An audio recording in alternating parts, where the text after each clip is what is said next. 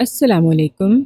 میرا نام جیسا کہ آپ جانتے ہیں مرزا امجد بیگ اور کام وکالت ہے۔ بعض لوگوں کے ذہن میں یہ سوال پیدا ہو سکتا ہے کہ میں ہمیشہ ہر کیس جیت کیسے لیتا ہوں، اور میں آج تک جتنے کیسز کی کہانی آپ کو پڑھوا چکا ہوں اس حساب سے تو میری عمر 2 سوا 2 سال تو ہونا ہی چاہیے۔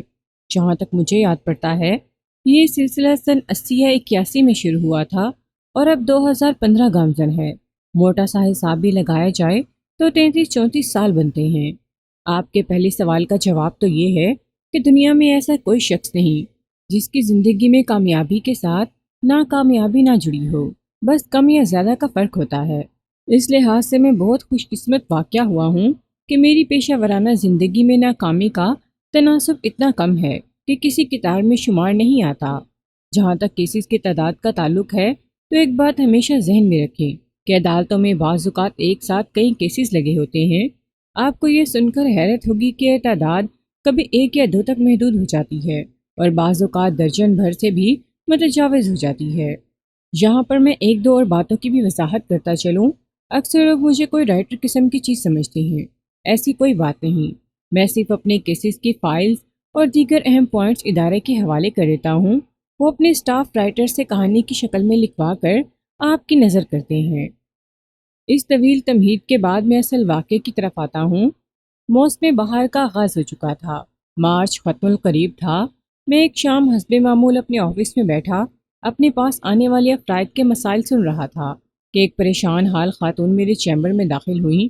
میں نے اسے بیٹھنے کے لیے کہا اور پیشہ ورانہ مسکراہٹ کے ساتھ استفسار کیا، جی فرمائیں، میں آپ کی کیا خدمت کر سکتا ہوں؟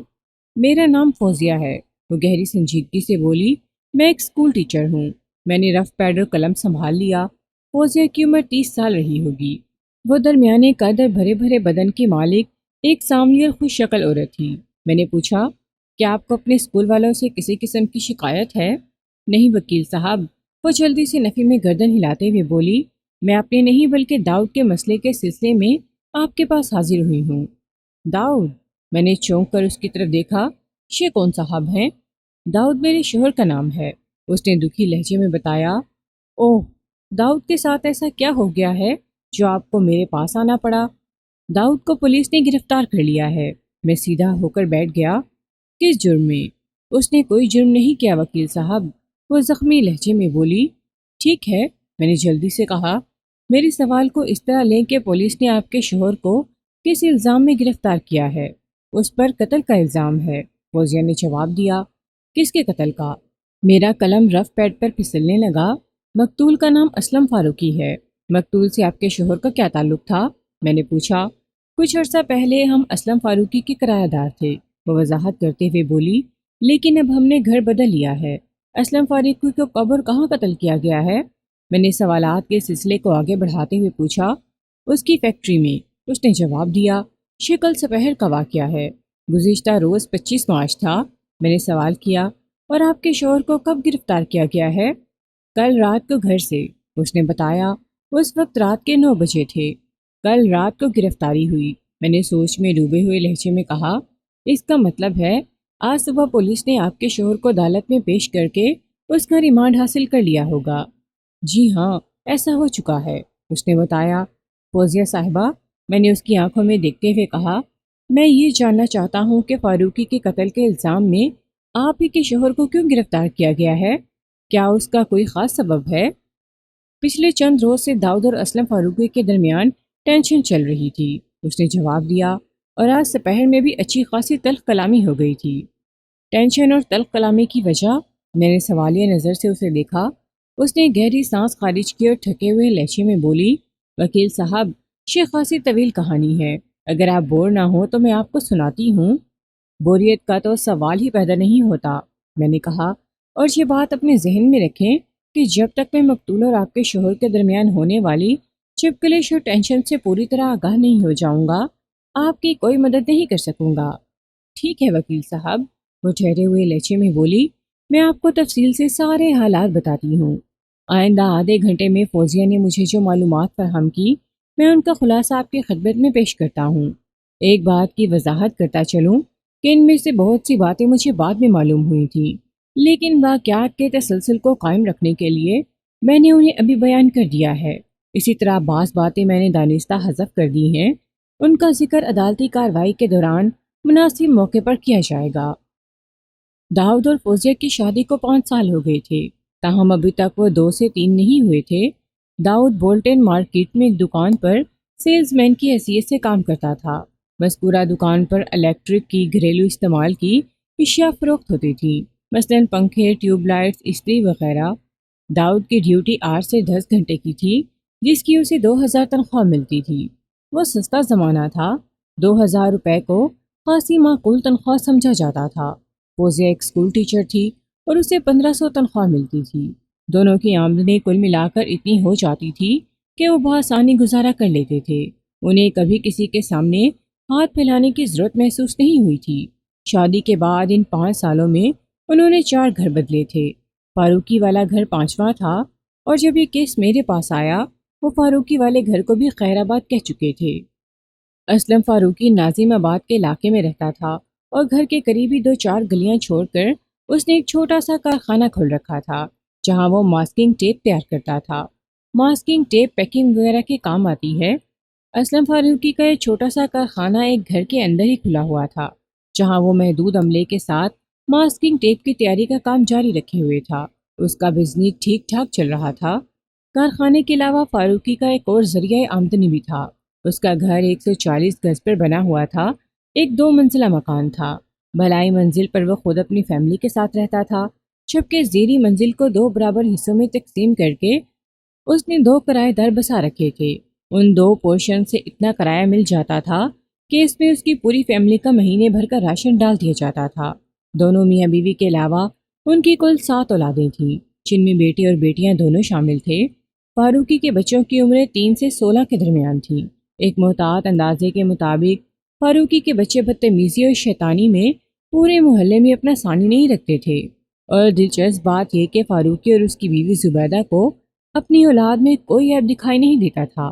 کہیں بھی لڑائی پھڈا ہو وہ اپنے بچوں ہی کی حمایت میں بولتے تھے۔ بعض والدین اسی طرح کے ہوتے ہیں۔ زبیدہ ایک موٹی اور بیمار عورت تھی، جس کا زیادہ تر وقت بستر پر گزرتا تھا۔ وہ 24 گھنٹے میں بہتر قسم کی دوائیں کھاتی تھی۔ اسے درجنوں بیماریاں لاحق تھیں۔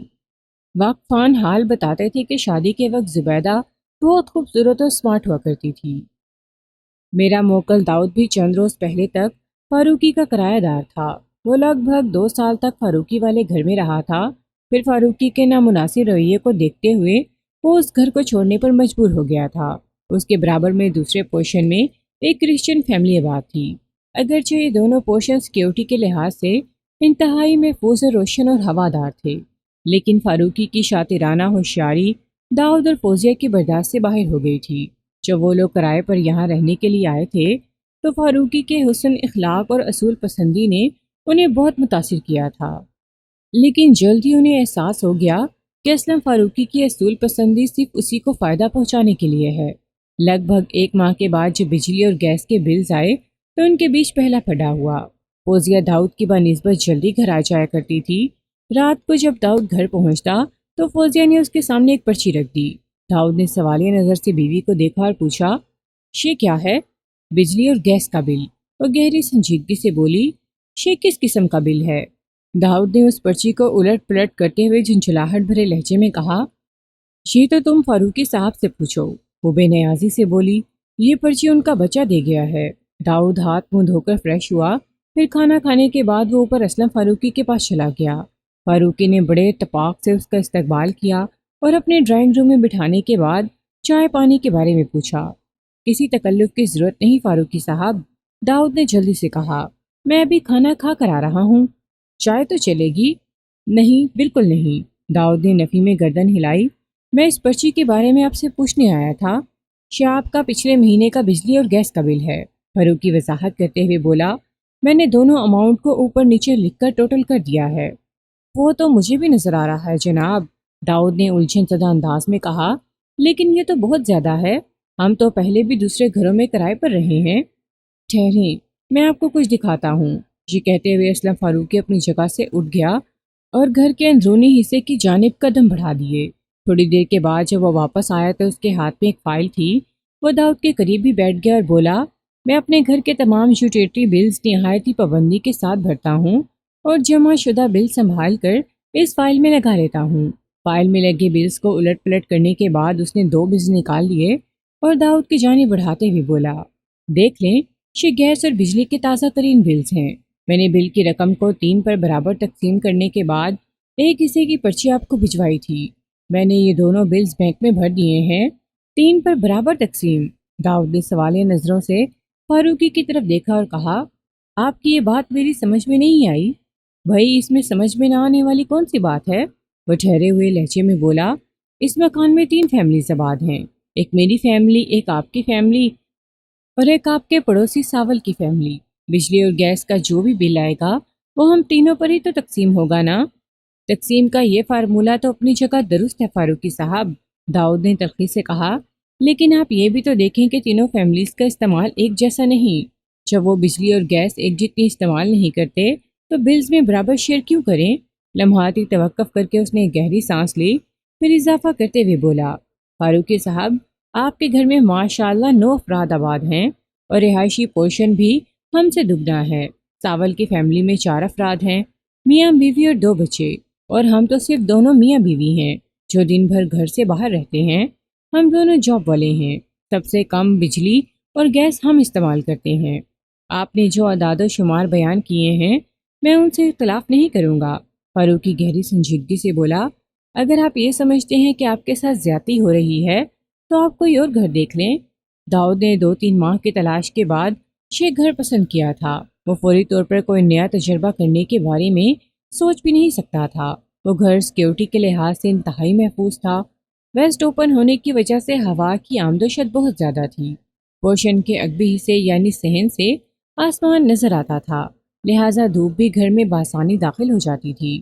وہ ایک آئیڈیل رہائش تھی، بس یہ بلز کا مسئلہ آن کھڑا ہوا تھا، اور وہ بھی اس لیے کہ بجلی اور گیس کے میٹرز مشترکہ تھے۔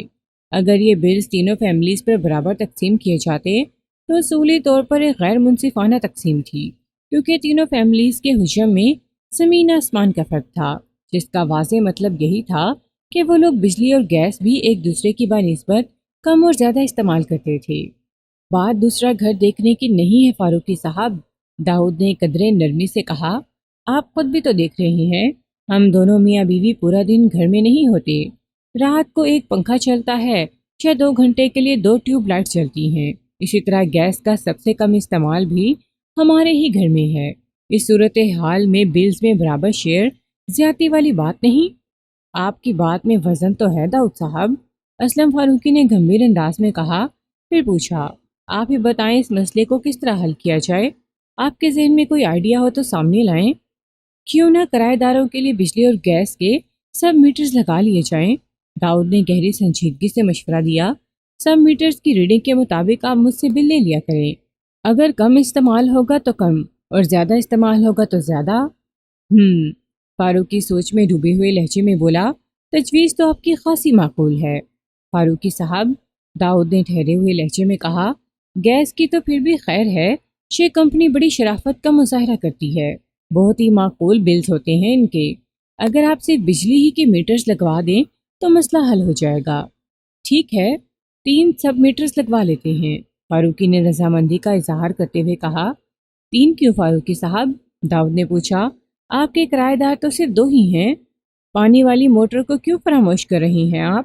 فاروقی نے چپتے ہوئے انداز میں کہا، سب سے زیادہ بجلی تو وہی کھاتی ہے، لائن کا پانی کھینچنے کے لیے رات کو 4-5 گھنٹے موٹر چلانا پڑتی ہے، پھر انڈر گراؤنڈ ٹینک کا پانی چھت والی ٹینکی میں منتقل کرنے کے لیے بھی 1-آدھا گھنٹہ موٹر چلتی ہے۔ پانی تو ہر گھر کی ضرورت ہے، کوئی کم استعمال کرے یا زیادہ، لیکن آپ نے یہ تو دیکھا ہوگا کہ 24 گھنٹے پانی لائن کے اندر موجود رہتا ہے۔ یہ تو آپ بالکل درست کہہ رہے ہیں فاروقی صاحب، داؤد نے تائیدی انداز میں گردن ہلائی، یہاں پر پانی کی کوئی پرابلم نہیں ہے۔ بس تو پھر ٹھیک ہے، فاروقی نے فیصلہ کن انداز میں کہا، 3 سب میٹرز لگوا لیتے ہیں، 2 آپ دونوں کرایہ داروں کے اور 1 موٹر کا۔ موٹر والی ریڈنگ کو 3 پر برابر تقسیم کر لیں گے۔ لمحاتی توقف کر کے اس نے گہری سانس لی، پھر اضافہ کرتے ہوئے پوچھا، داؤد صاحب، بجلی کے محکمے میں آپ کا کوئی جاننے والا ہے؟ نہیں جناب، داؤد نے نفی میں گردن ہلا دی۔ ٹھیک ہے، میں ہی کسی سے بات کرتا ہوں۔ داؤد نے اسلم فاروقی کا شکریہ ادا کیا اور واپس اپنے گھر آ گیا۔ فوزیہ کو اس نے اس گفتگو کی تفصیل سے آگاہ کیا تو وہ بھی مطمئن ہو گئی۔ آئندہ چند روز میں اسی موضوع پر داؤد کی ساول سے بھی بات ہوئی۔ ساول نے بھی اس آئیڈیا کو سراہا۔ وہ بھی اس بات سے سخت پریشان تھا کہ مالک مکان شانی اسلم فاروقی کا بجلی اور گیس کا استعمال ان سے 2 گنا تھا، بلکہ اس سے بھی کہیں زیادہ، اور وہ اشاعتی رات میں بلز کا زیادہ تر بوجھ اپنے کرایہ داروں کے کندھوں پر منتقل کر دیتا تھا۔ 2 ماہ گزر گئے لیکن اسلم فاروقی سب میٹرز لگوانے کی مہم میں کامیاب نہ ہو سکا۔ جب داؤد اور ساول کا اصرار بڑھا تو ایک روز اس نے ان دونوں کی خوشخبری سنا دی۔ بھائی، میں نے بجلی کے محکمے میں ایک بندے سے سب میٹرز کے سلسلے میں بات کر لی ہے۔ فاروقی نے گہری سنجیدگی سے کہا، میٹرز تو لگ جائیں گے لیکن ایک مسئلہ ہے۔ کیسا مسئلہ فاروقی صاحب؟ ساول نے اضطراری انداز میں پوچھا۔ وہ بندہ فی میٹر 3000 روپے کا خرچہ بتا رہا ہے، فاروقی نے کہا۔ شانی 3 میٹرز کے 9000 روپے اور 1000 روپے اس کے چائے پانی کے لیے، کل ملا کر 10,000 کا خرچہ ہے جناب۔ تو داؤد نے سوالیہ نظر سے فاروقی کی طرف دیکھا۔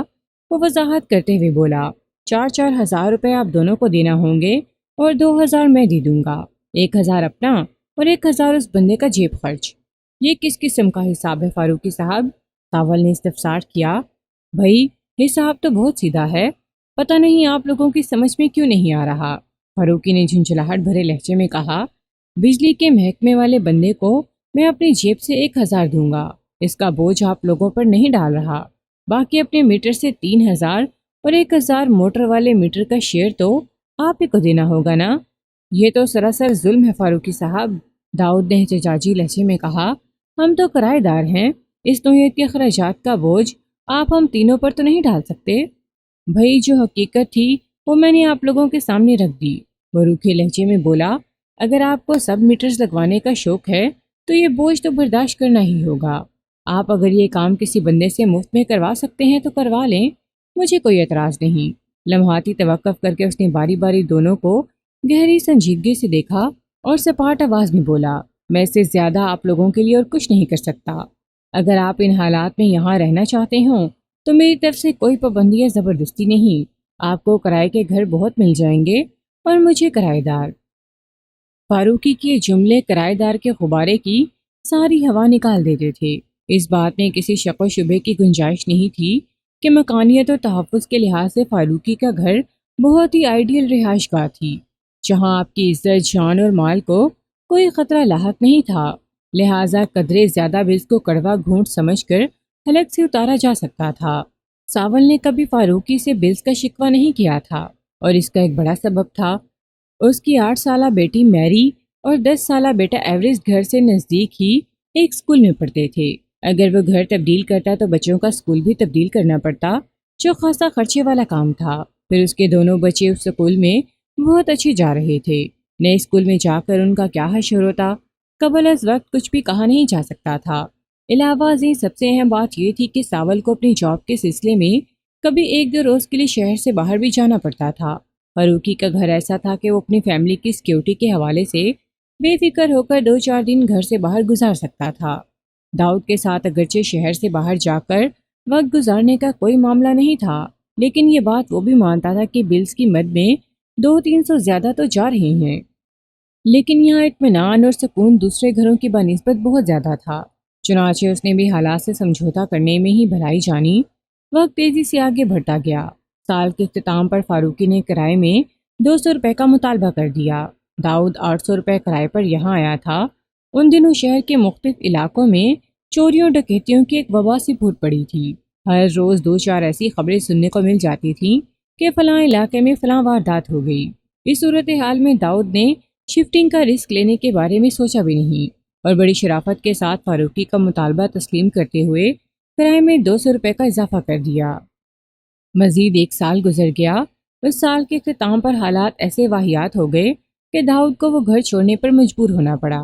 اچانک لائن میں پانی غائب ہو گیا تھا۔ جب 2-3 دن کے وقفے سے پانی آنے لگا تو گھریلو ضرورت کو پورا کرنے کے لیے ٹینکرز ڈلوانے کا سلسلہ شروع ہو گیا۔ پانی کا ٹینکر جتنے میں آتا وہ رقم تینوں گھروں پر تقسیم کر دی جاتی تھی۔ یہاں تک تو سب ٹھیک تھا، لیکن خرابی اس وقت پیدا ہوئی جب ٹینکر کی قیمت میں برابر شیئر کرنے کے باوجود بھی داؤد اور فوزیہ کو پانی سے محرومی کا سامنا کرنا پڑا، جو انتہائی ناقابل برداشت سچویشن تھی۔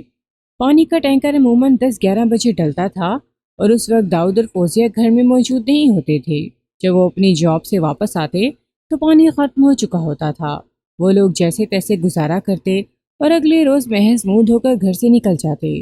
یہ سلسلہ ناانصافی زیادہ دنوں تک نہیں چل سکتا تھا۔ پھر فوزیہ کے انکشاف نے جھلتی پر تیل کا کام کیا۔ مجھے پکی خبر ملی ہے کہ فاروقی نے اپنے گھر کے اندر بھی پانی کی ایک ٹینکی لگا رکھی ہے۔ فوزیہ نے ایک رات داؤد کو بتایا، اگر تمہیں میری بات کا یقین نہ ہو تو اس کے گھر کے اندر جھانک کر خود تصدیق کر لو۔ یہ تو کمینگی کی انتہا ہے، داؤد نے غصیلے لہجے میں کہا۔ میں کسی تصدیق کی ضرورت محسوس نہیں کرتا، بھلا مجھ سے جھوٹ کیوں کہو گی؟ ہمیں 2-3 دن کے بعد نہانا نصیب ہوتا ہے، میں نے کپڑوں کا ایک انبار جمع ہو گیا ہے، فوزیہ نے شکایتی لہجے میں کہا۔ جب پانی کا ٹینکر ڈلتا ہے تو ہم دونوں گھر میں موجود نہیں ہوتے۔ میں واپس آ کر دیکھتی ہوں تو فاروقی کے سارے بچے نہائے دھوئے ہوئے نظر آتے ہیں، ان کے بدن پر اجلا لباس موجود ہوتا ہے۔ ہمارے پورشن کے صحن سے ان کے گھر کی دونوں الگنیاں نظر آتی ہیں، جن پر درجنوں کپڑے سوکھنے کے لیے لٹکے دکھائی دیتے ہیں، اور یہ سب دیکھ کر دل کرتا ہے داؤد۔ تم بالکل ٹھیک کہہ رہی ہو فوزیہ، داؤد گہری سنجیدگی سے بولا۔ پانی کی شارٹیج کا ایسا معاملہ آن پڑا ہے کہ یہ مسئلہ دنوں میں تو حل ہوتا نظر نہیں آتا۔ جب تک لائن میں مناسب پانی آنا شروع نہیں ہوتا، ٹینکرز تو ڈلیں گے۔ اب یہ نہیں ہو سکتا کہ ہم دونوں کام کاج چھوڑ کر دن بھر گھر میں بیٹھے رہیں اور جیسے ہی پانی کا ٹینکر ڈلے اس سے کماح کا استفادہ کریں۔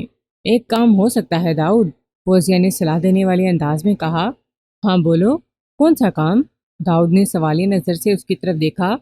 تم فاروقی سے کہو کہ ہمارے پورشن میں جست کی ایک چھوٹی سی ٹینکی لگوا دے، فوزیہ نے گہری سنجیدگی سے کہا۔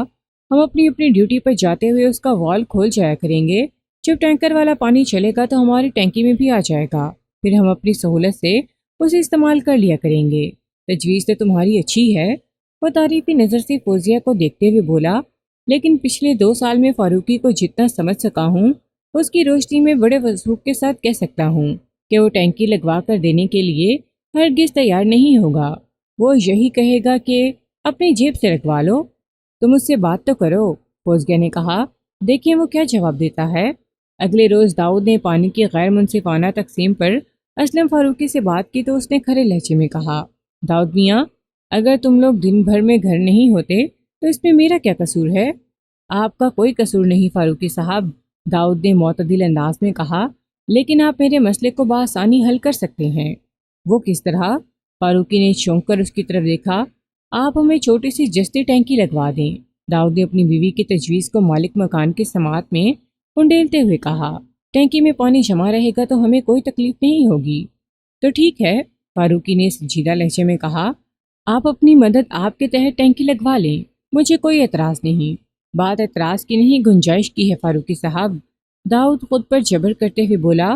اب میری جیب اس خرچے کی اجازت نہیں دیتی۔ میری جیب کا بھی کچھ ایسا ہی حال ہے داؤد صاحب، فاروقی نے معذرت خواہانہ انداز میں کہا۔ آپ 2 ماہ تک رک جائیں تو شاید کوئی سبیل نکل آئے۔ داؤد کو 101% یقین تھا کہ فاروقی اپنی مالی حالت کے حوالے سے قصداً دروغ گوئی سے کام لے رہا تھا۔ اس کا ٹیپ کا بزنس ٹھیک ٹھاک چل رہا تھا اور 2 پورشنز کا کرایہ بھی ہر ماہ باقاعدگی کے ساتھ اس کی جیب میں جا رہا تھا۔ یہ جاننے کے لیے فاروقی کے ذہن میں کیا ہے، داؤد نے پوچھ لیا۔ فاروقی صاحب، 2 ماہ کے بعد ایسا کیا ہونے والا ہے؟ 2 ماہ کے بعد آپ کا سال پورا ہو جائے گا، فاروقی نے داؤد کی آنکھوں میں دیکھتے ہوئے کہا۔ مجھے آپ کا کرایہ بڑھانا ہے، ساول کا اگلے مہینے بڑھاؤں گا، پھر ہاتھ میں تھوڑی گنجائش پیدا ہو جائے گی۔ میں دونوں پورشن میں جست کی چھوٹی ٹینکیاں لگوا دوں گا، لیکن اسی شرط پر۔ کون سی شرط فاروقی صاحب؟ داؤد نے الجھے ہوئے لہجے میں پوچھا۔ فاروقی نے جواب دیا، آدھے آدھے پر، شانی ٹینکی کے آدھے پیسے میں دوں گا، آدھے آپ۔ اللہ اللہ خیر صلاح۔ فاروقی کی چالاکی اور کمینگی کسی تعارف کی محتاج نہیں تھی۔ داؤد دل ہی دل میں کھول کر رہ گیا۔ فاروقی سے کسی بحث کا کوئی فائدہ نہیں تھا۔ وہ جانتا تھا کہ اگر اس نے ٹینکی کے معاملے پر اصرار کیا تو وہ فلسفہ جھاڑنے لگے گا، جس کے نتیجے میں داؤد کو غصہ آ جائے گا اور پھر کوئی بھی بدمزگی ہو سکتی تھی۔ وہ خاموشی سے اٹھا اور اپنے گھر آ گیا۔ فوزیہ نے جب پوچھا کہ کیا رہا تو اس نے فوزیہ کو فاروقی کے ساتھ ہونے والی ملاقات کی تفصیل سے آگاہ کر دیا۔ فوزیہ نے پوری بات سنی اور ایک ٹھنڈی سانس خارج کرتے ہوئے بولی، اب تو صرف ایک کی صورت باقی بچی ہے۔ کون سی صورت؟ داؤد نے پوچھا۔ پانی کے بغیر گزارا ممکن نہیں ہے، فوزیہ نے تھکے ہوئے لہجے میں کہا۔ ہمیں اپنی جیب سے ہی ٹینکی لگوانا پڑے گی۔ ایک اور صورت بھی ہے، داؤد نے زہر خند انداز میں کہا، جو تمہاری پیش کردہ صورت سے زیادہ مؤثر ہے۔ میں بھی تو سنوں۔ فوزیہ نے سوالیہ نظر سے اس کی طرف دیکھا۔ اگر ہم اپنی جیب سے ٹینکی لگوا بھی لیں تو فاروقی کی ضلالت کا سلسلہ یہیں پر رکنے والا نہیں، داؤد نے ٹھہرے ہوئے لہجے میں کہا۔ یہ ذلیل انسان کل کوئی نیا ایشو کھڑا کر دے گا۔ پھر؟ فوزیہ کی سوالیہ نگاہ داؤد پر ٹکی تھی۔ پھر میں نے یہ فیصلہ کیا ہے کہ، داؤد نے مضبوط لہجے میں کہا، ہم جلد اس گھٹیا انسان کا گھر چھوڑ دیں گے۔ داؤد، کیا نیا گھر آسانی سے مل جائے گا؟ فوزیہ نے اپنی تشویش کا اظہار کیا۔ آسانی سے نہیں تو مشکل سے مل جائے گا، گہری سنجیدگی سے بولا۔ فاروقی 2 ماہ کے بعد کرایہ بڑھانے کی بات کر رہا ہے۔ میرا خیال ہے اس سے پہلے میں کوئی اور مناسب سا گھر تلاش کرنے میں کامیاب ہو جاؤں گا۔ اگلے ہی روز سے داؤد نے گھر کی تلاش شروع کر دی اور 2 ماہ سے 1 ہفتہ قبل اسے جہانگیر روڈ پر ایک چھوٹا سا مکان ڈھونڈ لیا۔ اس نے فوزیہ کو بھی مذکورہ مکان دکھایا۔ فوزیہ نے بھی مکان پسند کر لیا۔ پھر باہمی رضامندی سے انہوں نے اسلم فاروقی کا گھر چھوڑنے کا فیصلہ کر لیا۔ 24 فروری کو داؤد نے فاروقی سے ملاقات کی اور اسے اپنے فیصلے سے آگاہ کر دیا۔ یہ کون سا طریقہ ہے داؤد صاحب؟ فاروقی نے برہمی سے کہا۔ آپ کو 1 ماہ پہلے بتانا چاہیے تھا، جو کہ ایک اصول بھی ہے۔ اگر مجھے آپ سے گھر خالی کرانا ہوتا تو 1 ماہ پہلے نوٹس دیتا۔ میں آپ کی بات سے اختلاف نہیں کروں گا کیونکہ آپ نے ایک اصولی بات کی ہے، داؤد نے نرمی سے کہا۔ لیکن آپ میری مجبوری کو بھی تو سمجھنے کی کوشش کریں۔ میرا خیال ہے اب ہم مزید ایک ساتھ نہیں چل سکتے۔ ٹھیک ہے، میں آپ کی مجبوری کا احساس کر لیتا ہوں، فاروقی نے چلاکی سے کہا۔ لیکن میں ایڈوانس کی رقم فوری طور پر ارینج نہیں کر سکوں گا، چند دن اوپر نیچے ہو سکتا ہے۔ جناب، میں نے وہاں ٹوکن دے دیا ہے، داؤد نے نرمی سے کہا۔ ہم لوگ 1 مارچ کو شفٹنگ کریں گے۔ آج 24 تاریخ ہے، آپ کوشش کریں گے تو ارینج ہو ہی جائے گا۔ فروری ویسے بھی 28 کا مہینہ ہے، فاروقی نے ہونٹ سکیڑتے ہوئے کہا۔ بہرحال میں کوشش کرتا ہوں، داؤد مطمئن ہو گیا۔ لیکن جب 1 مارچ تک بھی داؤد نے ایڈوانس کی رقم واپس نہ کی تو پریشانی نے اسے گھیر لیا۔ نئے مکان میں سامان رکھنے سے پہلے 1 ماہ کا کرایہ اور ایڈوانس کی رقم مالک مکان کو ادا کرنا ضروری تھا۔ کرایہ تو اس کے پاس تھا، لیکن ایڈوانس کی رقم فاروقی سے لے کر ہی نئے مالک مکان کو دینا تھی، اور فاروقی ٹال مٹول سے کام لے رہا تھا۔ 1 سے 2 مارچ ہوا تو داؤد کے ہاتھ پاؤں پھول گئے۔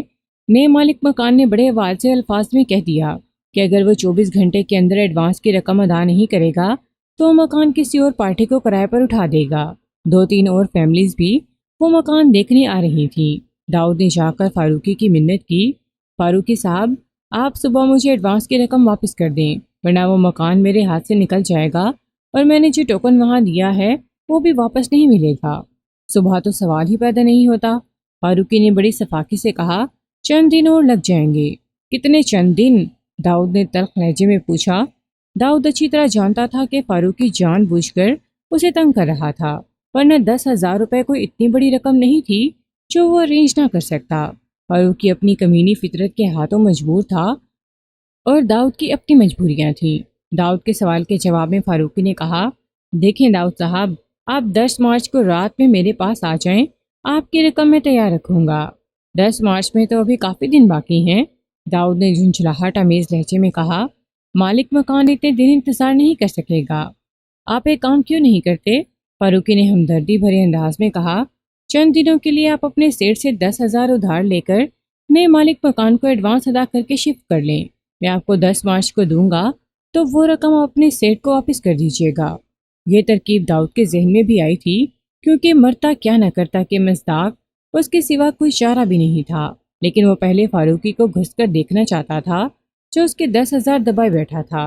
ٹھیک ہے فاروقی صاحب، میں 10 مارچ ہی کو آپ کے پاس آؤں گا۔ اٹھ کر کھڑا ہو گیا۔ امید ہے آپ اپنا وعدہ پورا کریں گے۔ انشاءاللہ ضرور، اس نے بڑے وثوق سے کہا۔ اگلے روز داؤد نے اپنے سیٹ سے بات کی۔ سیٹ نے اس کی پریشانی کو دیکھتے ہوئے 10,000 روپے ادھار دے دیے اور ساتھ ہی تسلی آمیز انداز میں یہ بھی کہہ دیا، یہ رقم فوری طور پر واپس کرنے کی ضرورت نہیں ہے، جب بھی ہاتھ آسان ہو تو دے دینا، اور اگر تم کہو گے تو میں تمہاری تنخواہ میں سے ہر ماہ تھوڑے تھوڑے کاٹتا رہوں گا، اس طرح تم پر دباؤ بھی نہیں پڑے گا۔ اور رفتہ رفتہ قرض بھی ادا ہو جائے گا۔ داؤد نے اپنے سیٹ کے مشورے پر فوراً عمل کر ڈالا اور 5 مارچ کو گھر شفٹ کر لیا۔ اس کی بیوی فوزیہ بہت خوش تھی۔ اس کی نظر فاروقی سے ملنے والے 10,000 روپے پر لگی ہوئی تھی۔ اس نے اپنے ذہن میں بڑی بھرپور منصوبہ بندی بھی کر لی تھی کہ وہ اس رقم کو کہاں کہاں خرچ کرے گی۔ حسن اتفاق سے 10,000 روپے اس کے ہاتھ لگنے والے تھے۔ گھر کی ایک محرومی اور ضرورت اسے رہ رہ کر یاد آنے لگی تھی، مگر کسی نے ایسے ہی موقع کے لیے کیا خوب کہا ہے کہ جن پر تکیہ تھا وہی پتے ہوا دینے لگی۔ 10 مارچ کو داؤد فاروقی کے پاس پہنچا اور اپنی رقم کا تقاضا کیا۔ آگے سے فاروقی نے چند روز کی مزید مہلت مانگ لی۔ داؤد کی اس کی بہانہ بازی پر غصہ تو بہت آیا، لیکن غصے کے عملی اظہار سے کچھ بھی حاصل ہونے والا نہیں تھا۔ کسی حکمت عملی کے ذریعے فاروقی سے رقم نکلوائی جا سکتی تھی، جھگڑا کرنے کا کوئی فائدہ نہیں تھا۔ 10 مارچ کے بعد داؤد کبھی فاروقی کے گھر اور کبھی اس کے کارخانے کے چکر لگانے لگا۔ فاروقی ہر بار اسے کوئی نئی کہانی سنا دیتا تھا۔ بالآخر اس نے فاروقی سے 2 ٹوک بات کرنے کا فیصلہ کیا اور 25 مارچ کو وہ دکان سے جلدی چھٹی کر کے فاروقی کے کارخانے پہنچ گیا۔ اس وقت کارخانے کے اندر بہت کم لوگ کام کر رہے تھے۔ ویسے بھی فاروقی نے اپنا سٹاف بہت محدود رکھا ہوا تھا۔ فاروقی اپنے آفس نما کمرے میں موجود تھا۔ داؤد اس کے سامنے جا کر بیٹھ گیا۔ فاروقی نے کمال مکاری سے کہا، داؤد صاحب، آپ کے لیے ٹھنڈا منگواؤں یا گرم؟ داؤد نے طنزیہ لہجے میں کہا، آپ براہ مہربانی میری رقم واپس کر دیں تو میں آپ کا شکر گزار رہوں گا۔ آپ مجھے 5 دن کا اور ٹائم دے دیں داؤد صاحب، فاروقی نے مکاری بھرے لہجے میں کہا۔ انشاءاللہ 1 اپریل کو میں آپ کو رقم ادا کر دوں گا۔ کہیں مجھے اپریل فول بنانے کا ارادہ تو نہیں؟ داؤد نے تیکھی نظر سے اسے دیکھتے ہوئے کہا۔ کمال ہے، فاروقی برہمی سے بولا، آپ میری نیت پہ شک کر رہے ہیں؟ فاروقی صاحب، داؤد نے سنسناتے ہوئے لہجے میں کہا، آپ 1 ماہ سے آج کل کر رہے ہیں۔ آپ کے اس رویے کے پیش نظر میں آپ کی نیت کے بارے میں کیا رائے قائم کروں؟ آج کل کاروبار ڈاؤن جا رہا ہے، فاروقی نے سمجھانے والے انداز میں کہا۔ آپ کو کچھ اندازہ نہیں ہے داؤد صاحب، آپ تو تنخواہ دار ہیں، ہر ماہ آپ کو مقررہ تنخواہ مل جاتی ہے۔ اپنے سیٹ سے پوچھیں بزنس کی کیا پوزیشن چل رہی ہے۔ میں ان باتوں میں کوئی دلچسپی نہیں رکھتا کہ آپ کے بزنس کی کیا پوزیشن ہے، داؤد نے اکھڑے ہوئے لہجے میں کہا۔ مجھے میری رقم چاہیے۔ میں نے آپ کے بھروسے پر اپنے سیٹ سے 10,000 روپے ادھار پکڑ لیے تھے۔ آپ نے مجھ سے 10 مارچ کو رقم لوٹانے کا وعدہ کیا تھا اور آج 25 تاریخ ہو گئی ہے۔ وعدہ خلافی کی بھی کوئی حد ہوتی ہے؟ سیٹ ہر روز مجھ سے رقم کا تقاضا کرتا ہے۔ میری نوکری داؤ پر لگی ہوئی ہے اور آپ کو کوئی فکر ہی نہیں۔ میں جانتا ہوں آپ کی مالی حالت اتنی بھی پتلی نہیں کہ جیب سے 10,000 نہ نکال سکیں۔ میری بات مان لیں داؤد صاحب، فاروقی نے بڑے رسان سے کہا۔ اپنے سیٹ سے کہیں 5 دن اور رک جائے، میں یکم کو آپ کی رقم لوٹا دوں گا۔ مجھے آج اور ابھی اپنی رقم چاہیے، داؤد نے ضدی لہجے میں کہا۔ آج میں آپ کے لیے کچھ نہیں کر سکتا، فاروقی نے رکھائی سے کہا۔ آپ خواہ ضد کر رہے ہیں، آپ چاہیں تو بہت کچھ کر سکتے ہیں، داؤد نے ٹھوس انداز میں کہا، لیکن آپ کی پیسے دینے کی نیت ہی نہیں۔ جب آپ کو میری نیت پر ہی بھروسہ نہیں تو پھر میں کیا کر سکتا ہوں؟ آپ کو کچھ بھی کرنے کی ضرورت نہیں، داؤد نے ترشی سے کہا۔ بس آپ شرافت سے میری رقم واپس کر دیں۔ کیا میں اب تک آپ کے ساتھ بدمعاشی کر رہا ہوں جو آپ مجھے شرافت کا درس دے رہے ہیں؟ فاروقی اچانک خطے سے اکھڑ گیا۔ آپ کا یہ رویہ شرافت کے زمرے میں تو ہرگز نہیں آتا فاروقی صاحب، داؤد نے صاف گوئی کا مظاہرہ کرتے ہوئے کہا۔ اگر میری بات کا یقین نہ ہو تو کسی بھی شخص کو ثالث مقرر کر کے فیصلہ لے لیں، آپ کو خود ہی اندازہ ہو جائے گا کہ آپ اب تک میرے ساتھ کتنی زیادتی کر چکے ہیں۔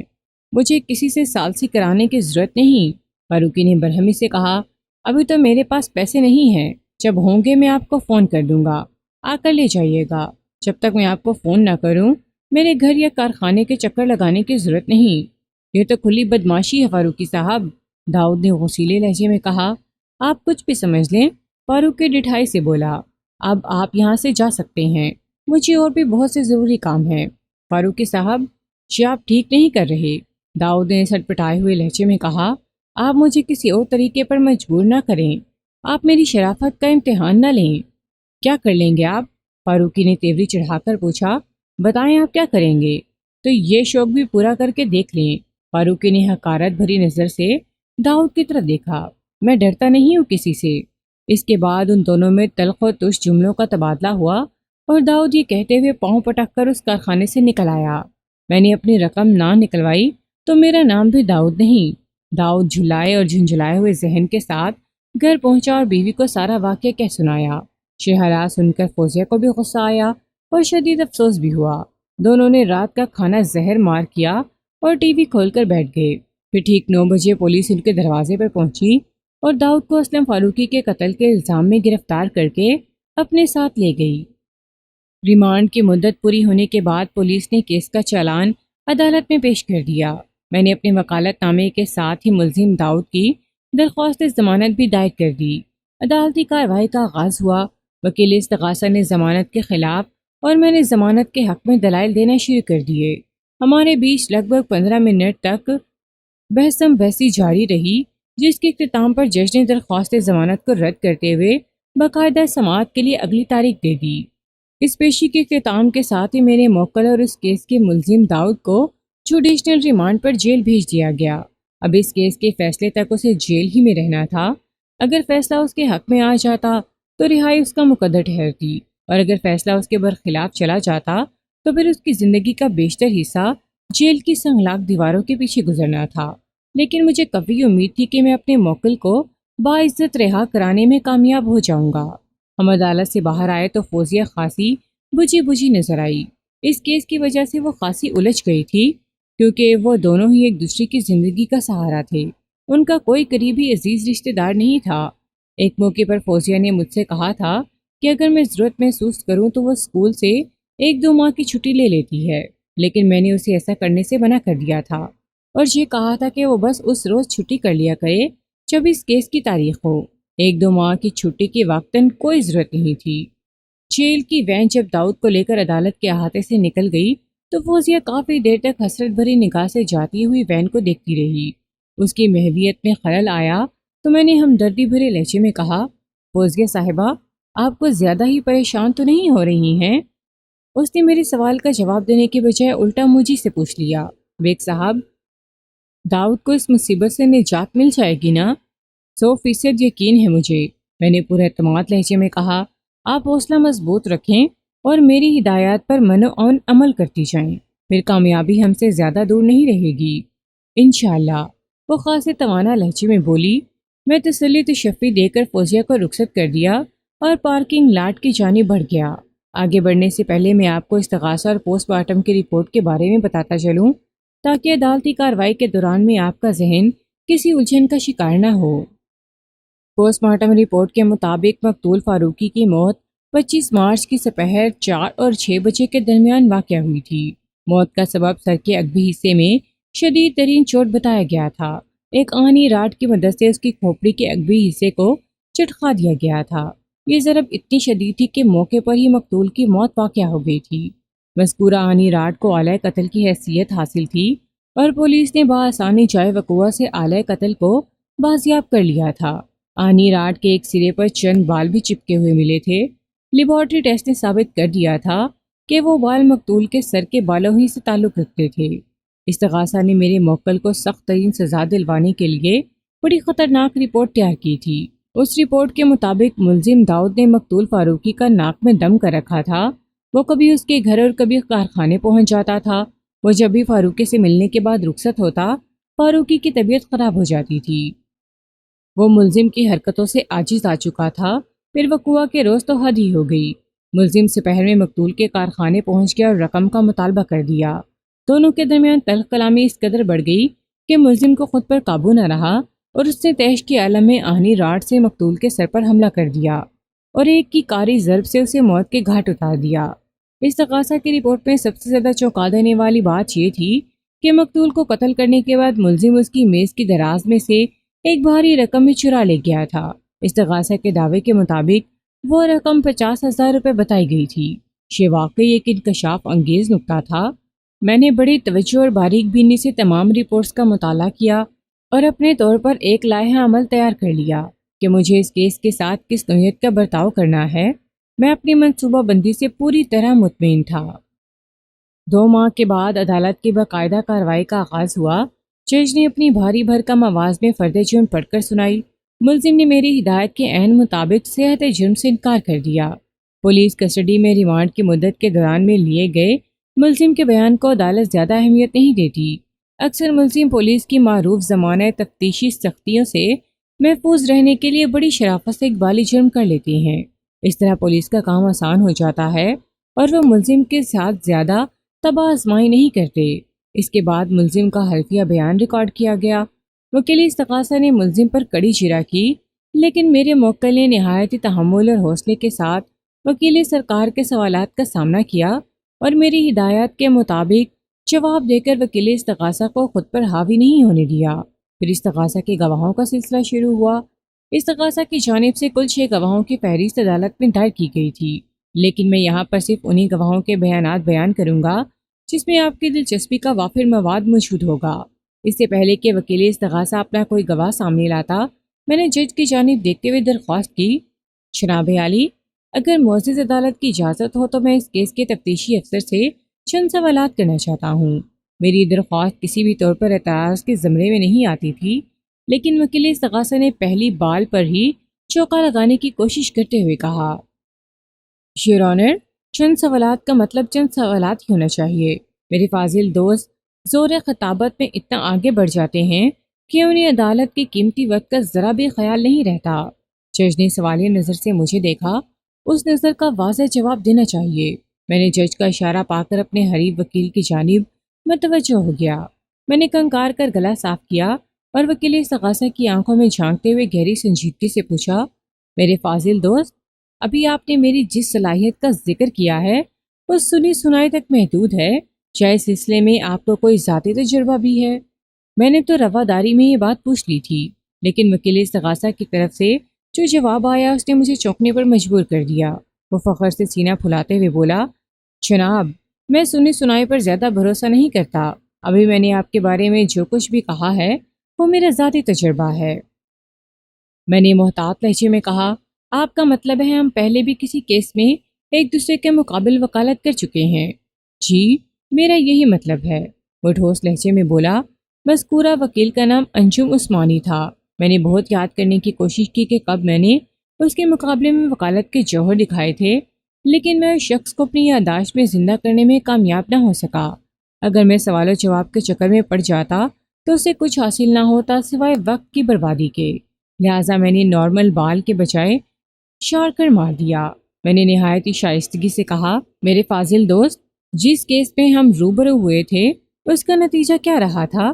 میرا مطلب ہے آپ ملزم کو جیل بھجوانے میں کامیاب رہے تھے، شمع اسے باعزت بری کرانے میں کامران رہا تھا۔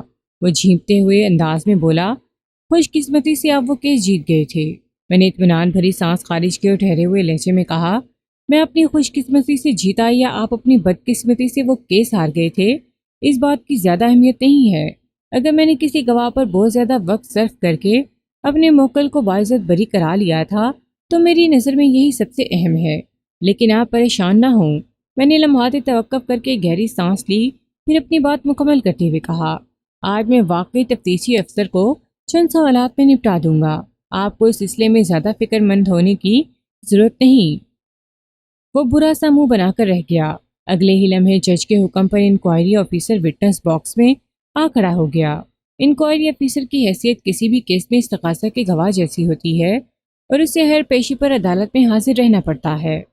اس کیس کا تفتیشی افسر عہدے کے اعتبار سے ایک سب انسپکٹر تھا۔ اس کا نام منظور حسین معلوم ہوا۔ منظور حسین ایک ڈھیلا ڈھالا پولیس آفیسر تھا۔ میں جج کی اجازت حاصل کرنے کے بعد وٹنس باکس کے قریب چلا گیا، پھر منظور حسین کی آنکھوں میں دیکھتے ہوئے سوال کیا، آئیے صاحب، آپ کو اس واقعے کی اطلاع کب اور کس نے دی تھی؟ پولیس کے روز نامچے کے مطابق یہ اطلاع 25 مارچ کی سپہر لگ بھگ 5:15 بجے دی گئی تھی۔ تفتیشی افسر نے ٹھہرے ہوئے لہجے میں جواب دیا، اور یہ اطلاع مقتول کے ایک ملازم خاص نے دی تھی۔ اس ملازم خاص کا نام بتانا پسند کریں گے؟ ارشد محمود۔ منظور حسین صاحب، میں نے سوالات کے سلسلے کو آگے بڑھاتے ہوئے کہا، آپ جائے وقوع پر کتنے بجے پہنچے تھے؟ مجھے وہاں پہنچنے میں 10 سے 15 منٹ لگے ہوں گے۔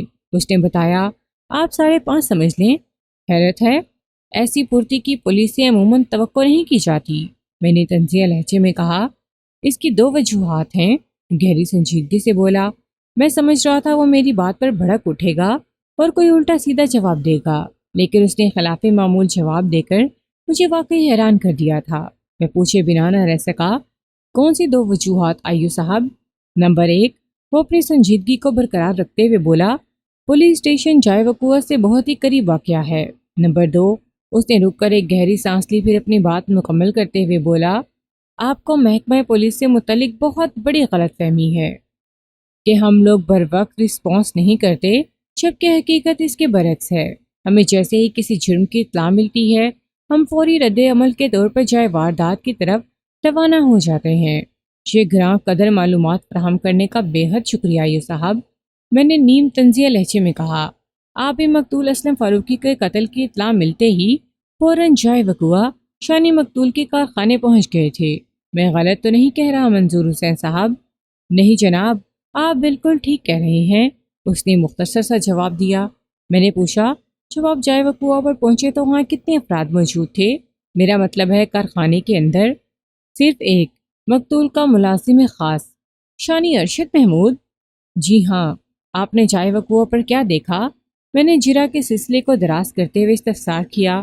مقتول اپنی کرسی پر اس طرح بیٹھا تھا کہ اس کے جسم کا بالائی حصہ میز پر ڈھیر تھا، آئیو نے جواب دیا۔ اس کا سر پچھلی جانب سے بری طرح چٹکا ہوا تھا، جہاں سے خارج ہونے والا خون میز پر بڑے بے ڈھنگے انداز میں پھیلا ہوا تھا۔ مقتول کو دیکھتے ہی مجھے اندازہ ہو گیا تھا کہ وہ قید حیات سے آزاد ہو چکا ہے۔ آپ کو آلۂ قتل تلاش کرنے میں کسی دقت کا سامنا تو نہیں کرنا پڑا تھا؟ میں نے پوچھا۔ نہیں، اس نے نفی میں گردن ہلائی اور بتایا، آلۂ قتل تو ادھر میز پر ہی پڑا ہوا تھا۔ میں اس چوبی میز کی سمت بڑھ گیا جو پیش کار کی میز کے قریب ہی رکھی تھی۔ مذکورہ میز پر آلۂ قتل سیلوفین تھیلی کے اندر موجود تھا۔ آلۂ قتل ایک آہنی سلاخ تھی جس کی لمبائی کم و بیش 18 انچ اور موٹائی 1 انچ تھی۔ میں نے سیلوفین بیگ کو اٹھا لیا اور واپس آئیو کے پاس آ گیا۔ پھر وہ بیگ منظور حسین کی آنکھوں کے سامنے لہراتے ہوئے سوال کیا، کیا اسی راڈ کی مدد سے مقتول اسلم فاروقی کو موت کے گھاٹ اتارا گیا تھا؟ جی ہاں، بالکل۔ اس نے جلدی سے اس بات میں گردن ہلائی۔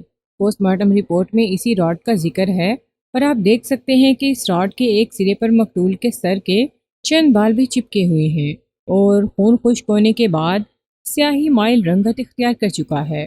جی، آپ کی بیان کردہ تمام خصوصیات مجھے اس آہنی راڈ کے ایک سر پہ بخوبی نظر آ رہی ہیں۔ میں نے پوسٹ مارٹم رپورٹ اور اعلی قتل کی لیبارٹری ٹیسٹ کی رپورٹ کو بھی بڑی توجہ سے پڑھا ہے، لیکن افسوس، میں نے ڈرامائی انداز میں ایک توقف کیا اور ایک گہری سانس لی، پھر اپنی بات مکمل کرتے ہوئے کہا کہ آپ اس آہنی راڈ کے دوسرے سرے کو یکسر فراموش کیے بیٹھے ہیں۔ جی کیا مطلب؟ وہ چونک کر الجھن زدہ نظروں سے مجھے دیکھنے لگا۔ میں نے سیلوفین بیگ ایک مرتبہ پھر اس کی آنکھوں کے سامنے لہرایا اور کہا، آئیو صاحب، اعلی قتل کے ایک سرے پر تو آپ کو مقتول کے سر کے چند بال اس کے جمے ہوئے خون کے ساتھ چپکے نظر آ رہے ہیں، مگر اس سلاخ کے دوسرے سرے پر بھی تو ایک نہایت ہی اہم شے موجود ہے جس کی طرف آپ کا دھیان ہی نہیں گیا۔ وہ میری جیرا کے انداز سے گھبرا کر رہ گیا، الجھن زدہ لہجے میں بولا، کون سی اہم شے؟ مجھے تو وہاں کچھ بھی دکھائی نہیں دے رہا۔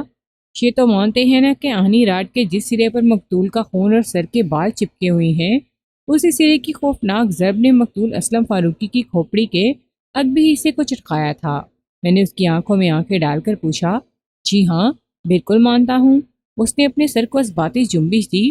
لیبارٹری ٹیسٹ اور پوسٹ مارٹم کی رپورٹ بھی سمر کی تصدیق کرتی ہے۔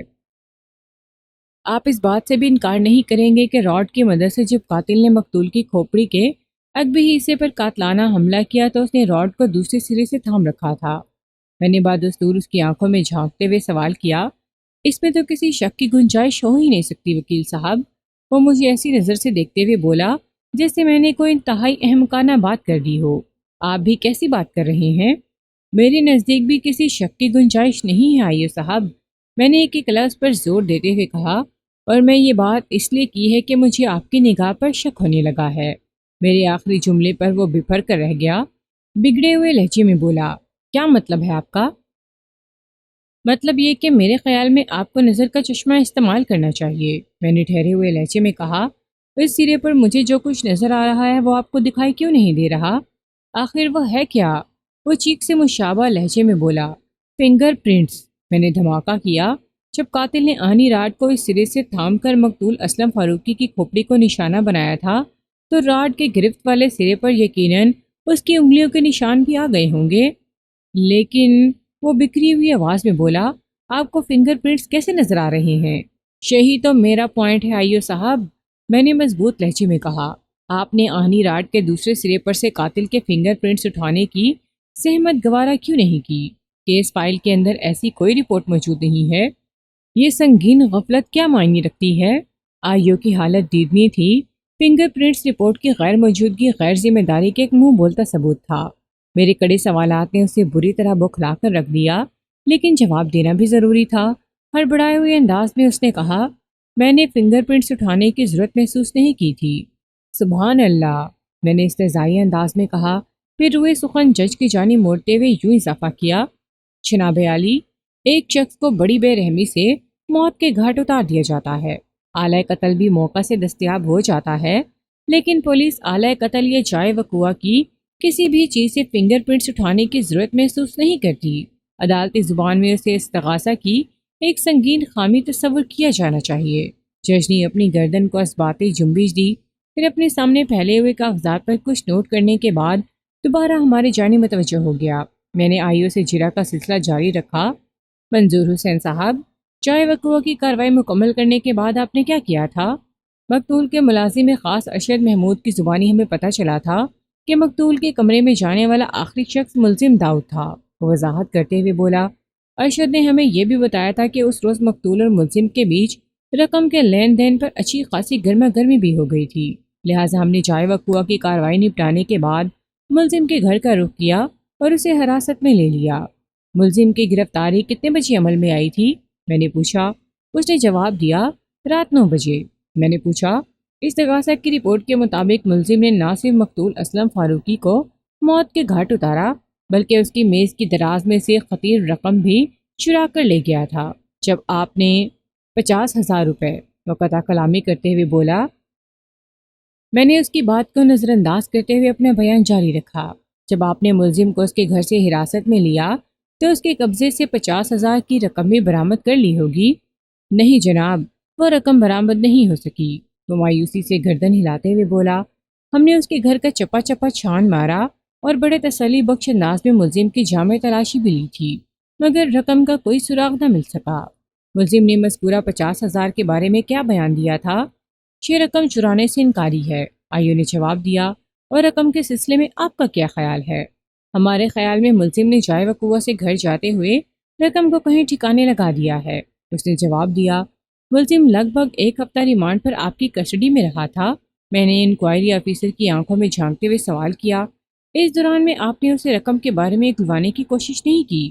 لمحاتی توقف کر کے میں نے گہری سانس لی، پھر اضافہ کرتے ہوئے طنزیہ لہجے میں کہا، سننے میں تو یہی آتا ہے کہ آپ کی کسٹڈی میں تفتیشی مراحل سے گزرتے ہوئے تو پتھر بھی بولنے پر مجبور ہو جاتے ہیں۔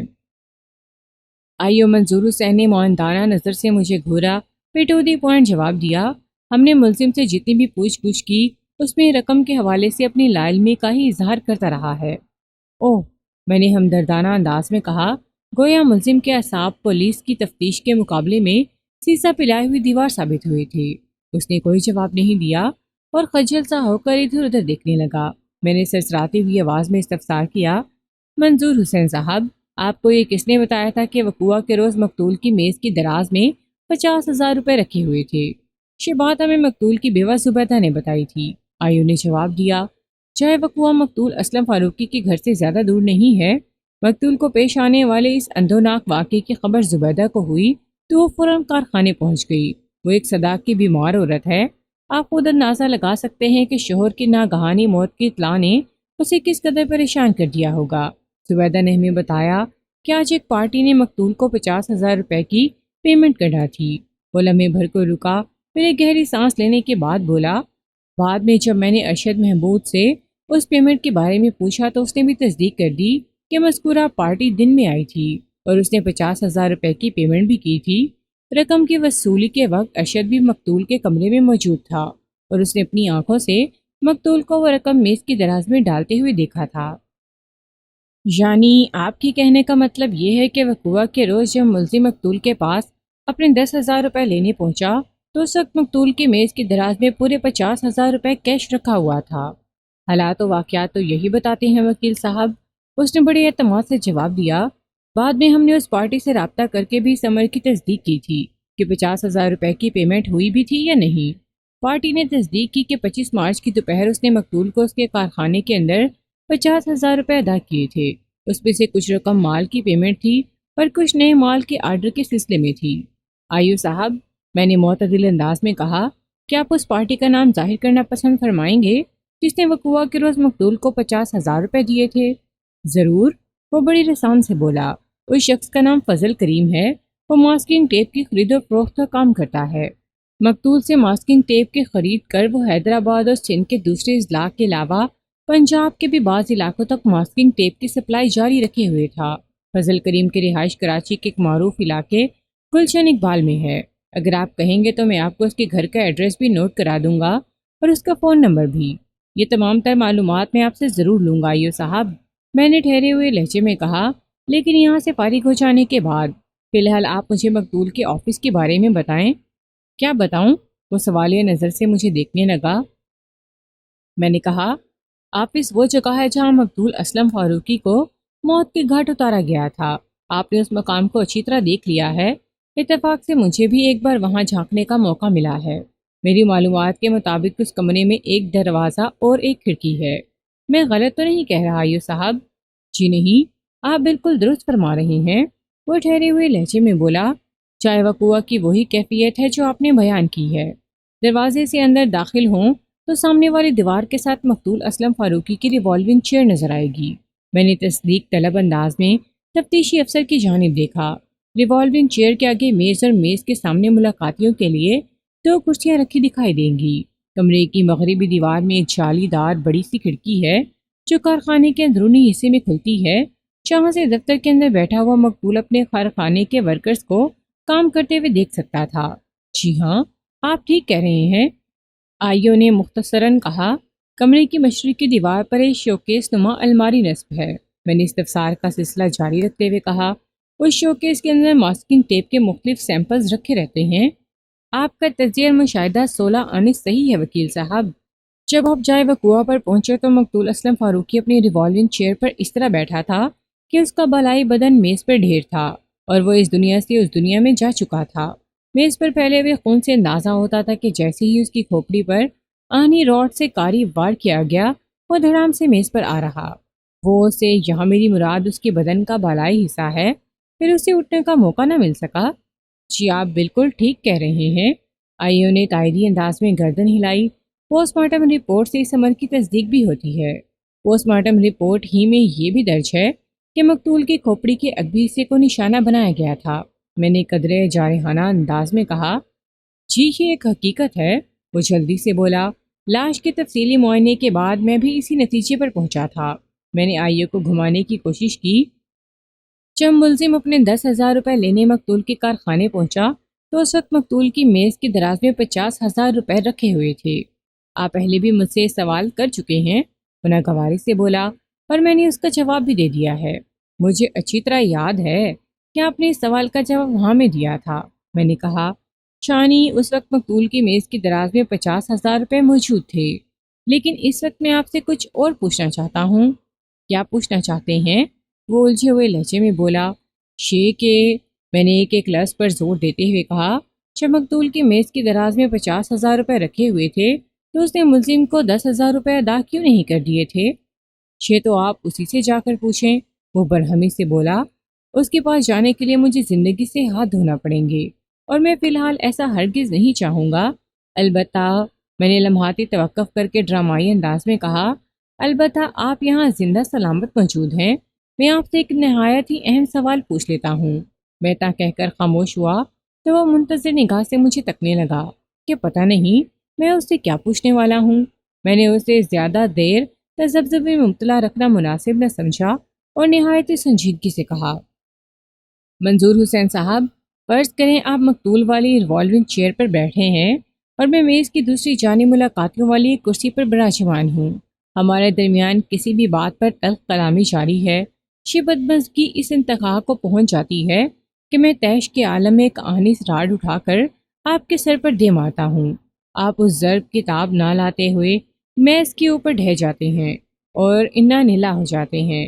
شاہاں پر آپ سے میرا سوال یہ ہے کہ میں نے لمحاتی توقف کر کے ایک آسودہ سانس لی، پھر اپنی بات مکمل کرتے ہوئے کہا، میں آنی راڈ سے آپ کے سر پر جو خطرناک ضرب لگاؤں گا، اس سے آپ کی کھوپڑی کا کون سا حصہ متاثر ہوگا؟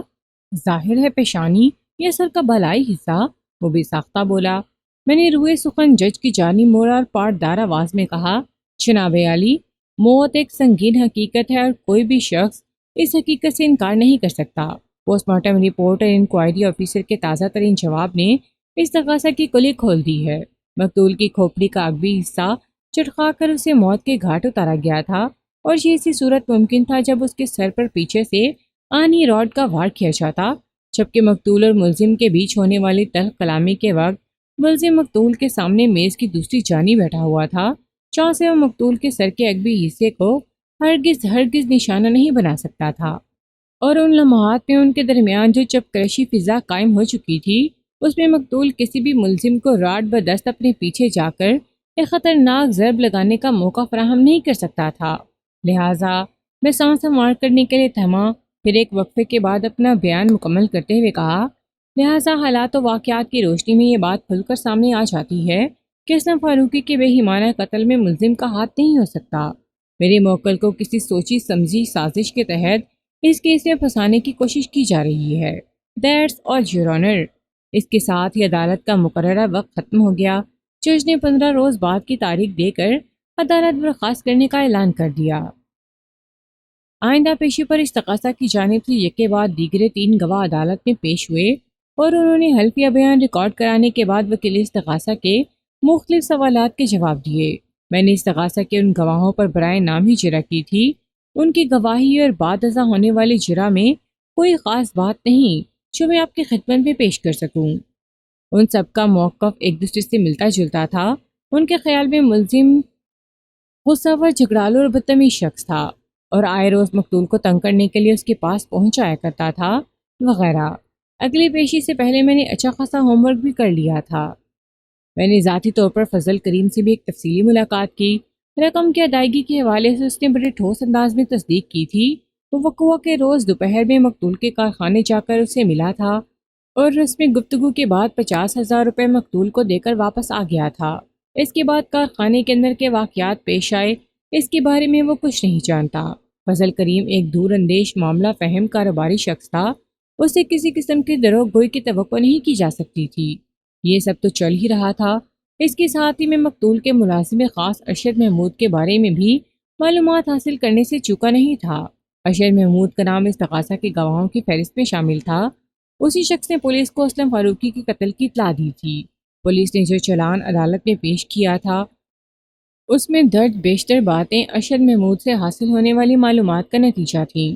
میں نے اپنے مخصوص ذرائع استعمال کر کے ارشد محمود کے حوالے سے اچھی خاصی جانکاری حاصل کر لی تھی۔ آئندہ پیشی پر مقتول کی بیوہ زبیدہ خانم کو گواہی کے لیے عدالت میں پیش کیا گیا۔ وہ ایک موٹی تازی اور سانولی عورت تھی۔ اس کی شاہکار بیماری کے بارے میں پیچھے تفصیلاً بیان کیا جا چکا ہے۔ میری نظر میں زبیدہ کو عدالت میں لا کر گواہی دلوانے کی چندہ ضرورت نہیں تھی۔ وکیل استغاثے نے اسے محض اس لیے زحمت دی تھی کہ مقتول کے حق میں عدالت کی زیادہ سے زیادہ ہمدردیاں سے مٹ سکے۔ پتہ نہیں وہ اس کوشش میں کس حد تک کامیاب رہا تھا۔ زبیدہ نے سچ بولنے کا حلف اٹھانے کے بعد اپنا بیان ریکارڈ کروا دیا تو وکیل استغاثہ اسے کافی دیر تک گھیرے رہا۔ جب اس نے زبیدہ کی جان چھوڑی تو میں مختصر سی جرح کے لیے وٹنس باکس کے قریب چلا گیا اور استغاثہ کے گواہ کی آنکھوں میں دیکھتے ہوئے ہمدردی بھرے لہجے میں کہا، زبیدہ صاحبہ، مجھے آپ کے شوہر کی ناگہانی موت کا بہت افسوس ہے۔ میں آپ کے غم میں برابر کا شریک ہوں، لیکن جب آپ گواہی کے لیے عدالت کے کمرے تک پہنچ گئی ہیں تو میں بھی آپ سے صرف ایک سوال کرنا چاہوں گا۔ اس نے کوئی تبصرہ نہیں کیا اور اکتاہٹ بھری نظر سے مجھے تکتی رہی۔ میں نے تمہید باندھتے ہوئے کہا، آپ معزز عدالت کے روبرو جو بیان ریکارڈ کروایا ہے اور بعد ازاں وکیل استغاثہ کے سوالات کے جواب میں جو کچھ بتایا ہے، اس سے تو یہی ظاہر ہوتا ہے کہ ملزم نے آپ لوگوں خصوصاً مقتول کا جینا حرام کر رکھا تھا۔ لمحات توقف کر کے میں نے گہری سانس لی، پھر اضافہ کرتے ہوئے کہا، میں نے کہیں آپ کے بیان سے کوئی غلط تاثر تو نہیں لے لیا؟ نہیں، اس نے نفی میں گردن ہلائی، آپ نے حقیقت بیان کی ہے۔ اب میں آپ سے وہ سوال پوچھوں گا جس کا اوپر ذکر ہے، میں نے معتدل انداز میں کہا۔ وہ متذبذب انداز میں مجھے گھورنے لگی۔ میں نے گہری سنجیدگی سے کہا، یہ تو ایک ٹھوس حقیقت ہے کہ ملزم نے مقتول کو گھر والے ایڈوانس کی رقم 10,000 روپے ہر صورت واپس کرنا تھے۔ پھر لگ بھگ ایک ماہ گزر جانے کے بعد بھی مقتول اس سے ٹال مٹول کیوں کر رہا تھا، جبکہ ایسا بھی نہیں کہ خدا نخواستہ مقتول کے مالی حالات خستہ ہوں۔ بات مالی حالات یا ٹال مٹول کی نہیں ہے وکیل صاحب، زبیدہ نے عذر کی آڑ لیتے ہوئے فلسفیانہ انداز میں کہا۔ 10,000 کوئی اتنی بڑی رقم نہیں کہ فاروقی ادا نہیں کر سکتا تھا۔ پھر اصل بات کیا تھی؟ میں نے ٹھہرے ہوئے لہجے میں کہا، پہلی بات تو یہ کہ ملزم نے میرے شوہر کے ساتھ دھوکہ کیا تھا، جس پر فاروقی سخت غصے میں تھا۔ وہ برا سا منہ بناتے ہوئے بولی، کیسا دھوکہ؟ میں پوچھے بنا نہ رہ سکا۔ کرائے پر گھر لینے اور دینے کا ایک اصول ہوتا ہے، وہ وضاحت کرتے ہوئے بولی۔ اگر کرایہ دار کو گھر چھوڑنا ہو تو وہ ایک ماہ پہلے مالک مکان کو اطلاع دیتا ہے تاکہ وہ کسی نئے کرایہ دار سے بات چیت کر سکے۔ اسی طرح اگر مالک مکان کو گھر خالی کرانا ہو تو وہ کرایہ دار کو ایک ماہ پہلے نوٹس دیتا ہے تاکہ کرایہ دار اپنے لیے کوئی دوسرا گھر تلاش کر سکے۔ لیکن ملزم نے محض 4 دن پہلے فاروقی کو بتایا کہ وہ گھر خالی کر کے جا رہا ہے۔ شاید آپ کو نہیں معلوم کہ ایک ماہ تک وہ گھر خالی پڑا رہا ہے، جس سے ہمیں ایک ماہ کے کرایہ کا نقصان ہوا ہے۔ مجھے آپ کے اس نقصان کا افسوس ہے زبیدہ صاحبہ، میں نے اپنائیت بھرے لہجے میں کہا۔ یہ تو ہو گئی ایک بات، اب آپ دوسری بات بھی بتا دیں۔ اسلم فاروقی کو ایک تو اس بے اصولی کا غصہ تھا، وہ تلخی سے بولی، اور دوسری بات یہ کہ ملزم کی طرف سے کچھ حساب نکلتا تھا جو وہ دینے کو تیار نہیں تھا۔ ملزم کی اس ہٹ دھرمی نے فاروقی کو یوں جھلاہٹ میں مبتلا کر دیا تھا، اور اس نے طے کر لیا تھا کہ اچھی طرح ناک رگڑوانے کے بعد ہی وہ ملزم کے 10,000 روپے واپس کرے گا۔ پتہ نہیں غصے میں یا سادگی میں زبیدہ خانم نے معزز عدالت کے سامنے ایک ایسی حقیقت بیان کر دی تھی جس سے مقتول کی بدنیتی کی تصدیق ہو جاتی تھی، اور یہ تصدیق سراسر میرے موکل کے حق میں جاتی تھی۔ میں نے زبیدہ کو نمٹانے کی غرض سے یہ بھی پوچھ لیا، آپ نے ملزم اور مقتول کے درمیان کسی حساب کا تذکرہ کیا ہے؟ وہ کیا قصہ ہے زبیدہ صاحبہ؟ آپ جانتے ہیں بجلی اور گیس کے بلز پچھلے مہینے کے استعمال کے حساب سے جاری کیے جاتے ہیں، وہ وضاحت کرتے ہوئے بولی۔ فاروقی کو ان بلز کی آمدن کا انتظار تھا تاکہ وہ ایڈوانس کی رقم میں سے بلز کی رقم کاٹ سکے۔ پھر ان 2 سالوں میں ملزم نے اور اس کی بیوی نے جو توڑ پھوڑ کی تھی اس کی کٹوتی بھی لازمی تھی۔ اس کے بعد زبیدہ نے ٹوٹ پھوٹ کے بارے میں بھی بتایا، مثلا کچن میں چولہے والی سلیب میں سل بٹا لگنے سے ایک درار آ گئی تھی، واش بیسن کی ایک سائڈ چٹک گئی تھی، اور اسی طرح کی دوسری بہت سی شکایات۔ میں ان ایشوز کی تفصیل میں جا کر آپ کو ہرگز بور نہیں کروں گا۔ اگر آپ کو کرایہ دار کی حیثیت سے زندگی گزارنے کا اتفاق ہوا ہے تو آپ ان مسائل سے بخوبی آگاہ ہوں گے۔ میں نے جیسے ہی مقتول کی بیوہ زبیدہ خانم کو فارغ کیا، اس کے ساتھ ہی عدالت کا مقررہ وقت ختم ہو گیا۔ جج نے 10 روز بعد کی تاریخ دے کر عدالت برخاست کر دی۔ منظر اسی عدالت کا تھا، اور گواہوں والے کٹہرے میں استغاثہ کا سب سے اہم گواہ اور مقتول کا ملازم خاص ارشد محمود کھڑا تھا۔ ارشد نے اپنا حلفیہ بیان ریکارڈ کرایا، پھر وکیل استغاثہ نے 90 تولی جرا کے بعد اسے فارغ کر دیا۔ اپنی باری پر میں جج کی اجازت حاصل کر کے وٹنس باکس کے قریب چلا گیا۔ ارشد محمود کی عمر لگ بھگ 40 سال رہی ہوگی۔ وہ گول چہرے والا، مائل بے فربہی ایک عام سا شخص تھا۔ مقتول کے کارخانے میں اسے سپروائزر کی حیثیت حاصل تھی۔ عملے میں وہ مقتول کے سب سے زیادہ نزدیک سمجھا جاتا تھا۔ میں نے اس کی آنکھوں میں دیکھتے ہوئے اپنی جرا کا آغاز کیا۔ ارشد صاحب، آپ کا مقتول اسلم فاروقی کی موت کا دکھ تو بہت ہوا ہوگا۔ یہ بھی کوئی پوچھنے والی بات ہے جناب، وہ بھرائی ہوئی آواز میں بولا۔ میرا اور فاروقی صاحب کا 10 سال کا ساتھ تھا۔ کوئی آپ کو مقتول کے کارخانے میں کام کرتے ہوئے 10 سال کا عرصہ ہو گیا تھا۔ میں نے تصدیق طلب نظر سے اس کی طرف دیکھا۔ اس نے اس بات میں گردن ہلانے پر اکتفا کیا۔ میں نے پوچھا، آپ نے پولیس کو بیان دیا ہے کہ وقوع کے روز دوپہر کے وقت فضل کریم نامی ایک شخص مقتول کو 50,000 روپے دے کر گیا تھا۔ جب وہ مقتول کو پیمنٹ کر رہا تھا تو آپ بھی دفتر کے اندر موجود تھے۔ مقتول نے آپ کے سامنے وہ رقم میز کی دراز میں ڈالی تھی؟ جی ہاں، میں نے پولیس کو یہی بیان دیا ہے، وہ ٹھہرے ہوئے لہجے میں بولا، اور حقیقت بھی یہی ہے۔ فضل کریم کے جانے کے بعد مقتول سے ملنے اور کون آیا تھا؟ میں نے جرا کے سلسلے کو آگے بڑھاتے ہوئے پوچھا۔ یہی آیا تھا، گواہ نے ایکیوزڈ باکس کی طرف انگلی اٹھاتے ہوئے کہا۔ کاش یہ منحوس اس رات فاروقی صاحب سے ملنے نہ آیا ہوتا۔ بولتے بولتے اس کی آواز بھیگ گئی۔ میں پوچھے بنا نہ رہ سکا، ارشد صاحب، آپ نے ملزم کے لیے منحوس کا لفظ کیوں استعمال کیا؟ تو اور کون سا لفظ استعمال کروں؟ وہ برہمی سے بولا، اگر یہ اس دن فاروقی صاحب سے ملنے نہ آتا تو ان کے بیچ جھگڑا ہونا تھا اور یہ شخص فاروقی صاحب کی جان نہ لیتا۔ بات کے اختتام پر اسے نفرت بھری نظر سے میرے موکل کی طرف دیکھا۔ تو آپ کے خیال میں ارشد محمود کی آنکھوں میں دیکھتے ہوئے گہری سنجیدگی سے پوچھا، مقتول اسلم فاروقی کو ملزم داؤد نے قتل کیا ہے؟ جی ہاں بالکل، وہ بڑے وثوق سے بولا۔ کیا آپ نے اپنی آنکھوں سے ملزم کو آنی رات سے مقتول پر حملہ آور ہوتے دیکھا تھا؟ میں نے آہستہ آہستہ گواہ کے گھیرا تنگ کرتے ہوئے پوچھا۔ جی اپنی آنکھوں سے تو نہیں دیکھا، وہ جھزبز ہوتے ہوئے بولی، لیکن مجھے پکا یقین ہے کہ اسی نے فاروقی صاحب کو فون کیا ہے۔ آپ کے اس پکے یقین کا کوئی سبب تو ہوگا ارشاد صاحب؟ جی ہے سبب، وہ سر کو اوپر نیچے حرکت دیتے ہوئے بولا۔ عدالت وہ سبب جاننا چاہتی ہے، میں نے ٹھوس انداز میں کہا۔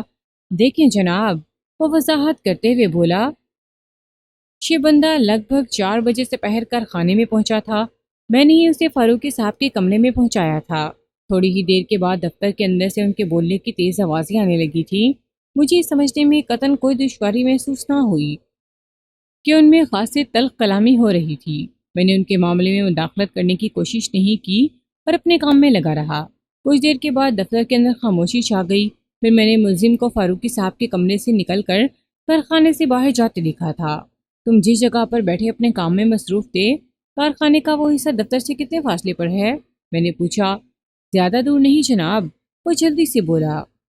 زیادہ سے زیادہ 12 فٹ کا فاصلہ ہوگا۔ چمک دول کے دفتر کے اندر اچانک خاموشی چھا گئی اور تم نے ملزم کو کارخانے سے باہر جاتا دیکھا تو تم نے کیا کیا تھا؟ میں ایک دم سے آپ پر تم پر آ گیا تھا۔ میرے دل میں آئی کہ جا کر فاروقی صاحب سے پوچھوں کہ یہ بندہ ان سے کیوں جھگڑا کر رہا تھا۔ آفس کے اندر پہنچ کے تم نے کیا دیکھا؟ فاروقی صاحب اپنی کرسی پر تو بیٹھے تھے لیکن ان کا بالائی دھڑ میز کے اوپر تھا۔ میں ان کی حالت دیکھ کر کانپ اٹھا۔ ان کے سر میں سے خون نکل کر میز پر جمع ہو رہا تھا۔ قریبی وہ آنی راڈ بھی رکھی تھی جس کی خوفناک ضرب نے فاروقی صاحب کی کھوپڑی چٹکا دی تھی۔ یہ سب دیکھ کر میں بہت زیادہ گھبرا گیا۔ مجھے یہ سمجھنے میں دقت نہ ہوئی کہ ملزم مقتول کے سر پر آنی راڈ کا وار کر کے وہاں سے فرار ہو گیا تھا۔ اس کے بعد تم نے کیا کیا؟ میں نے پوچھا۔ میں نے پہلے فاروقی صاحب کی بیگم کو فون کر کے سندناک واقعے کی اطلاع دی۔ استغاثہ کے گواہ ارشد محمود نے بتایا۔ اس کے بعد متعلقہ پولیس اسٹیشن فون کر دیا۔ پھر پولیس آئی، اس نے جائے وقوع کا جائزہ لیا، آلۂ قتل کو اپنے قبضے میں کیا، تمہارے نشاندہی پر ملزم کی گرفتاری کے لیے اس کے گھر کی جانب روانہ ہو گئی۔ میں نے ایک ہی سانس میں کہا، پھر پوچھا، میں غلط تو نہیں کہہ رہا؟ جی نہیں، وہ نفی میں گردن ہلاتے ہوئے بولی۔ سب کچھ ایسا ہی پیش آیا تھا جو آپ نے بیان کیا ہے۔ تم نے ابھی جو کچھ معزز عدالت کے سامنے بتایا ہے، جو پولیس کو بیان دیا ہے، اس کی تصدیق کے لیے ہمارے پاس کوئی گواہ بھی ہے؟ جی کیسا گواہ؟ وہ حیرت بھری نظر سے مجھے تکنے لگا۔ مطلب یہ کہ میں نے وضاحت کرتے ہوئے کہا، وقوع کے روز کارخانے کے اندر تلخ و ترش واقعات پیش آئے، ان کا کوئی اور بھی عینی شاہد ہے؟ نہیں جناب، اس دن میری اور فاروقی صاحب کے سوا کارخانے میں اور کوئی موجود نہیں تھا۔ وہ بڑے اعتماد کے ساتھ بولا۔ اس کی کوئی خاص وجہ؟ میں نے سوالیہ نظر سے اس کی طرف دیکھا۔ وہ اس بات میں گردن ہلاتے ہوئے بولا، جی خاص وجہ تھی اس کی۔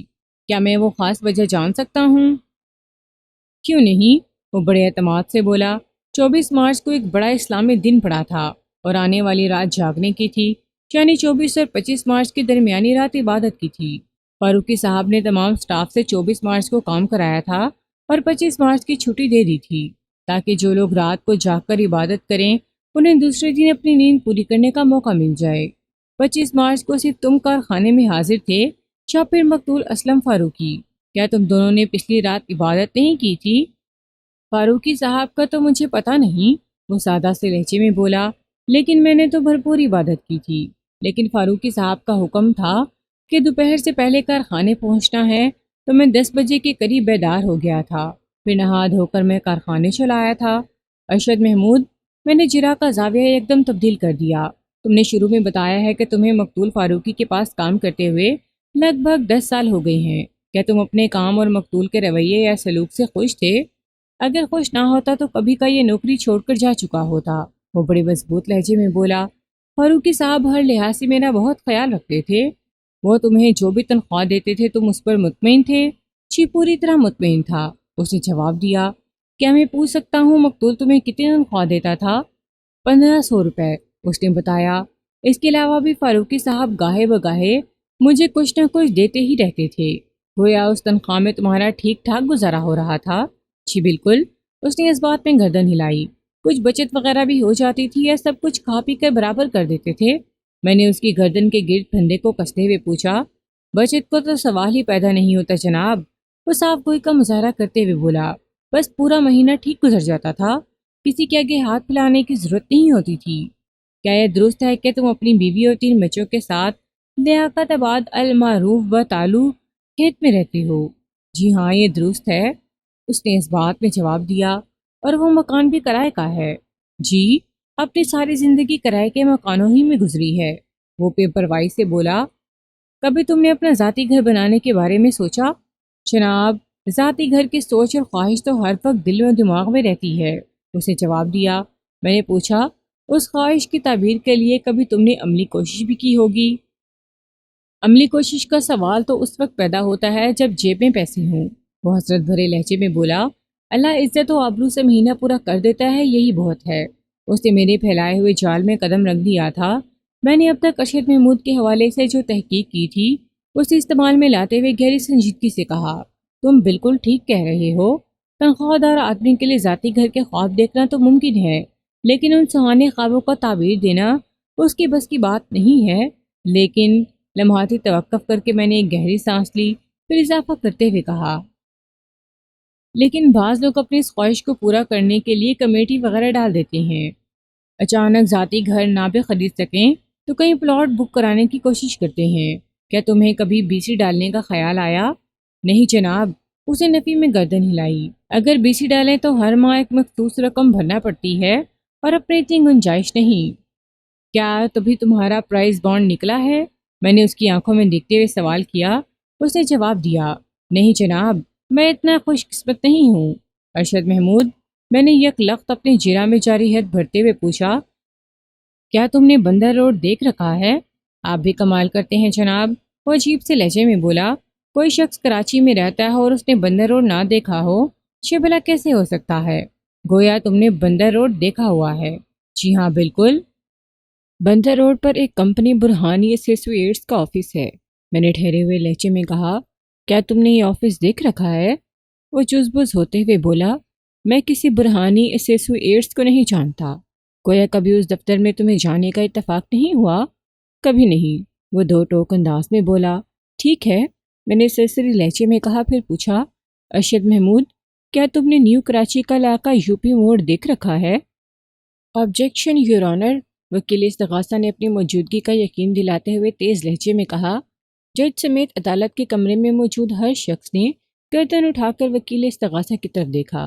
جج نے گمبھیر لہجے میں وکیل استغاثہ سے استفسار کیا، وکیل صاحب، آپ کو کس بات پر اعتراض ہے؟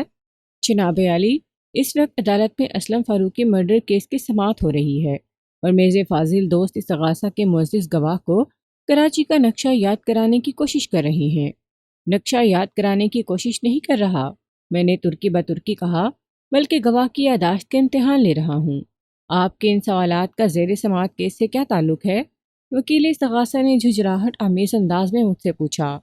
جو بھی تعلق ہے ابھی کھل کر سامنے آ جائے گا، میں نے تنزیہ لہجے میں کہا۔ ہاتھ کنگن کو آرسی کیا ہے؟ یور آنر، وکیل استغاثہ نے جج کی طرف دیکھتے ہوئے فریادی لہجے میں کہا، میرے نزدیک وکیل صفائی غیر متعلقہ جرا کر کے معزز عدالت کا قیمتی وقت برباد کر رہے ہیں۔ عدالت سے میری استدعا ہے کہ انہیں ایسی کوشش سے باز رہنے کی تاکید کی جائے۔ دیٹس آل یور آنر، وکیل استغاثہ کے اعتراض کو بہت اہمیت دیتے ہوئے جج نے مجھ سے پوچھا، بیگ صاحب، آپ کی ان سوالات کی عدالت کی نظر میں کیا حیثیت ہے؟ جناب عالی، اگر میرے فاضل دوست نے آبجیکشن کا نعرہ بلند نہ کیا ہوتا تو اب تک میرے سوالات کی عدالتی اہمیت اور حیثیت کھل کر سامنے آ چکی ہوتی۔ میں نے ٹھہرے ہوئے لہجے میں کہا، میں نے اب تک استغاثہ کے معزز گواہ پر ایک لفظ بھی فالتو یا غیر ضروری خرچ نہیں کیا۔ میں معزز عدالت سے پرزور اپیل کرتا ہوں کہ مجھے اپنی جرح مکمل کرنے کا موقع فراہم کیا جائے اور وکیل سرکار کو میری جرح میں مداخلت سے روکا جائے۔ جج نے اس بات میں گردن ہلائی اور ٹھہرے ہوئے لہجے میں مجھ سے کہا، بیگ صاحب پلیز پروسیڈ۔ میں دوبارہ استغاثہ کے گواہ کی طرف متوجہ ہو گیا۔ ارشد محمود، میں نے سخت لہجے میں اسے مخاطب کیا، کیا تم نے نیو کراچی کا علاقہ یوپی موڑ دیکھ رکھا ہے؟ جی نام سنا ہے، وہ گڑبڑائے ہوئے لہجے میں بولا، لیکن کبھی اس طرف جانے کا اتفاق نہیں ہوا۔ اپنا پلاٹ دیکھنے بھی نہیں گئے؟ میں نے چھپتے ہوئے لہجے میں پوچھا۔ مجھے سخت اعتراض ہے جناب عالی، وکیل استغاثہ نے چیخ سے مشابہ لہجے میں کہا۔ وکیل صفائی استغاثہ کے گواہ کو ہراساں کرنے کی کوشش کر رہے ہیں، جب گواہ نے یوپی دیکھا ہی نہیں تو پھر وہاں اس کا پلاٹ کیسے نکل آیا؟ جج نے مجھ سے پوچھا۔ بیگ صاحب، یہ پلاٹ کا کیا قصہ ہے؟ میں نے اپنی فائل میں سے چند نہایت ہی اہم کاغذات کی نقول نکال کر جج کی جانب بڑھا دی اور کھنکار کر گلا صاف کرتے ہوئے کہا، جناب عالی، ان کاغذات کے مطابق لیاقت آباد مکان نمبر فلاں فلاں کے رہائشی ارشد محمود نے 15 اپریل کو برہانی ایسوسیٹس کے آفس واقعہ بندر روڈ جا کر اپنے لیے 120 گز کا ایک پلاٹ 65,000 روپے میں خریدا تھا۔ مذکورہ پلاٹ نیو کراچی کے علاقے یوپی موڑ کے نزدیک واقع ہے۔ ان کاغذات پر سب دستخط اسی ارشد محمود کے ہیں، جو اس وقت استغاثہ کے معزز گواہ کی حیثیت سے میری جرح کا سامنا کر رہا ہے۔ اگر میں نے ڈرامائی انداز میں توقف کر کے گہری سانس لی، پھر بآواز بلند کہا، جناب عالی، استغاثہ کا گواہ ارشد محمود تھوڑی دیر پہلے معزز عدالت کے روبرو اس بات کا اقرار کر چکا ہے کہ وہ اپنی آمدنی میں بمشکل گزارا کرتا ہے، اس کی بچت نہیں ہوتی، اس نے زندگی میں کبھی BC نہیں ڈالی اور نہ ہی کبھی اس کا کوئی پرائز بانڈ نکلا ہے۔ پھر اس امر کا سراغ لگانا بہت ضروری ہے کہ اس کے پاس اچانک 65,000 کی رقم کہاں سے آ گئی جو اس نے 120 گز کا پلاٹ خرید ڈالا، اور وہ بھی مقتول اسلم فاروقی کی موت کے صرف 20 روز بعد۔ جج نے پوری توجہ سے میری دلائل سنے، پھر سوالیہ نظر سے ارشد محمود کی طرف دیکھا۔ اس سے قبل کہ جج اس سے کچھ پوچھتا، وہ چلا اٹھا، میں نے کہیں کوئی پلاٹ نہیں خریدا، وکیل صاحب جھوٹ بول رہے ہیں، مجھے خواہ مخواہ اس کیس میں گھسیٹنے کی کوشش کی جا رہی ہے۔ پانی سائنس کی ریسرچ نے ثابت کیا ہے کہ جب کوئی شخص دروغ گوئی سے کام لے رہا ہوتا ہے تو اس کے گلے کے اندر پائے جانے والے غدود لعاب بنانا بند کر دیتے ہیں، لہٰذا اس کا حلق ایسا خشک ہو جاتا ہے کہ گھبرا کر پانی مانگنے کی ضرورت پیش آتی ہے، جیسا کہ اس وقت استغاثہ کا گواہ ارشد محمود پانی کی صدا لگا رہا ہے۔ میں نے گونجدار آواز میں کہا، اور اس کے جھوٹ کو ثابت کرنا چندہ مشکل نہیں۔ برہانی ایسوسیٹس کا آفس اس بات کی تصدیق کر سکتا ہے کہ 15 اپریل کو ارشد محمود نے، میں نے وٹنس باکس میں کھڑے استغاثہ کے گواہ کی جانب اشارہ کرتے ہوئے کہا، اسی ارشد محمود نے 65,000 روپے میں اپنے لیے یوپی موڑ کے علاقے میں 120 گز کا ایک پلاٹ خریدا تھا۔ میری بات ختم ہونے سے پہلے ہی ارشد محمود کے گھٹنوں سے جان نکل چکی تھی۔ اس نے پہلے کٹہرے کے ریلنگ کو تھاما، پھر ہارے ہوئے جوارے کے مانند اس نے کٹہرے کے فرش پر پکڑوں بیٹھ کر دونوں ہاتھوں سے اپنے سر کو تھام لیا۔ اس کے عمل نے عدالت کو باور کرا دیا تھا کہ برہانی ایسوسیٹس کے آفس سے کسی تصدیق کی ضرورت باقی نہیں رہی۔ آئندہ پیشی پر عدالت نے میرے موکل کو باعزت بری کر دیا۔ داؤد کی باعزت بریت کے پیچھے ارشد محمود کے اقبال جرم کا ہاتھ تھا۔ اس نے دولت کے لالچ میں اپنے سیٹ اسلم فاروقی کو موت کے گھاٹ اتارا تھا۔ جج کے حکم پر جب پولیس نے برہانی ایسوسیٹس کے آفس جا کر میرے دعوے کی تصدیق کی تو پتہ چلا کہ استغاثہ کے گواہ ارشد محمود نے 15 اپریل کو واقعی کمپنی سے 65,000 کے عوض 120 گز کا ایک پلاٹ واقعہ یوپی موڑ خریدا تھا۔ اس تصدیق کے بعد ارشد محمود کے پاس اقرار جرم کے سوا کوئی چارہ نہیں بچا تھا۔ ارشد محمود نے اپنے اقراری بیان میں بتایا کہ اپنے گھر کا وہ خواب جو وہ برسوں سے دیکھ رہا تھا، لیکن اس خواہش کی تکمیل کی دور دور کوئی صورت نظر نہیں آتی تھی۔ پھر وقوع کے روز جب اس نے مقتول اسلم کو تیش کے عالم میں میرے موکل کے ساتھ جھگڑا کرتے سنا تو اس کی نیت میں فتور آ گیا۔ یہ بات تو طے تھی کہ وہ فاروقی کے کارخانے میں ساری زندگی بھی محنت کرتا رہتا تو اپنا ذاتی گھر نہیں بنا سکتا تھا۔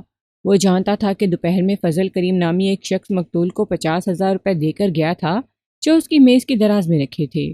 اس کے جی میں آئی کہ اگر وہ اپنے سیٹ کو قتل کر کے 50,000 کی رقم پر ہاتھ صاف کر لے تو سارا الزام میرے موکل داؤد پر ڈالا جا سکتا ہے۔ اسی لمحے شیطان نے اس کے دماغ پر قبضہ کر لیا۔ جیسے ہی داؤد فاروقی سے تلخ کلامی کے بعد کارخانے سے رخصت ہوا، ارشد فاروقی کے کمرے میں داخل ہوا۔ ارشد فاروقی کے لیے انتہائی قابل بھروسہ شخص تھا۔ ان کے بیچ داؤد کے حوالے سے بات چیت ہونے لگی۔ اسی دوران کمال چلاکی سے ارشد فاروقی کے عقب میں پہنچ گیا۔ فاروقی کبھی سوچ بھی نہیں سکتا تھا کہ ارشد کی نیت میں کس نوعیت کی خرابی پیدا ہو چکی ہے، لہٰذا اس کی غفلت کا فائدہ اٹھاتے ہوئے ارشد نے آہنی راٹ کے ایک بھرپور وار سے اسلم فاروقی کو ہمیشہ کے لیے موت کی نیند سلا دیا۔ اس قابل مذمت کارنامے کے بعد فاروقی کی میز کی دراز میں سے 50,000 روپے نکالنا اس کی بائیں ہاتھ کا کھیل ثابت ہوا تھا۔ جج کے ایک سوال کے جواب میں ارشد محمود نے بڑی ڈٹائی سے بتایا تھا کہ وہ تو صرف 50,000 کی توقع کر رہا تھا، لیکن جب اس نے فاروقی کی میز کی دراز کھولی تو وہاں 65,000 رکھے تھے۔ اس نے 65,000 کی رقم کو مال غنیمت جان کر پار کیا اور کارخانے ہی کے ایک حصے میں چھپا دیا تاکہ اگر اتفاق سے پولیس اس کی بھی جامع تلاشی لیتی تو وہ شک سے پاک نکلتا۔ جس روز عدالت نے داؤد کو بری کیا، فوزیہ کی خوشی کا کوئی ٹھکانہ نہیں تھا۔ وہ اپنے شوہر کو آزاد فضا میں سانس لیتا دیکھ کر بے حد مطمئن نظر آتی تھی، اور میری ممنون بھی کہ جس کی کوشش نے داؤد کو اس مصیبت سے نجات دلائی تھی۔ پھر تیز جذبات سے اس نے میری طرف دیکھا اور متشکرانہ لہجے میں بولی، بیگ صاحب، اس کیس سے نمٹتے ہوئے لگ بھگ 1 سال لگ گیا، لیکن میں نے اس کا جملہ پورا ہونے سے پہلے ہی قطع کلامی کرتے ہوئے زیر لب مسکرا کر کہہ دیا، دیر آئے درست آئے۔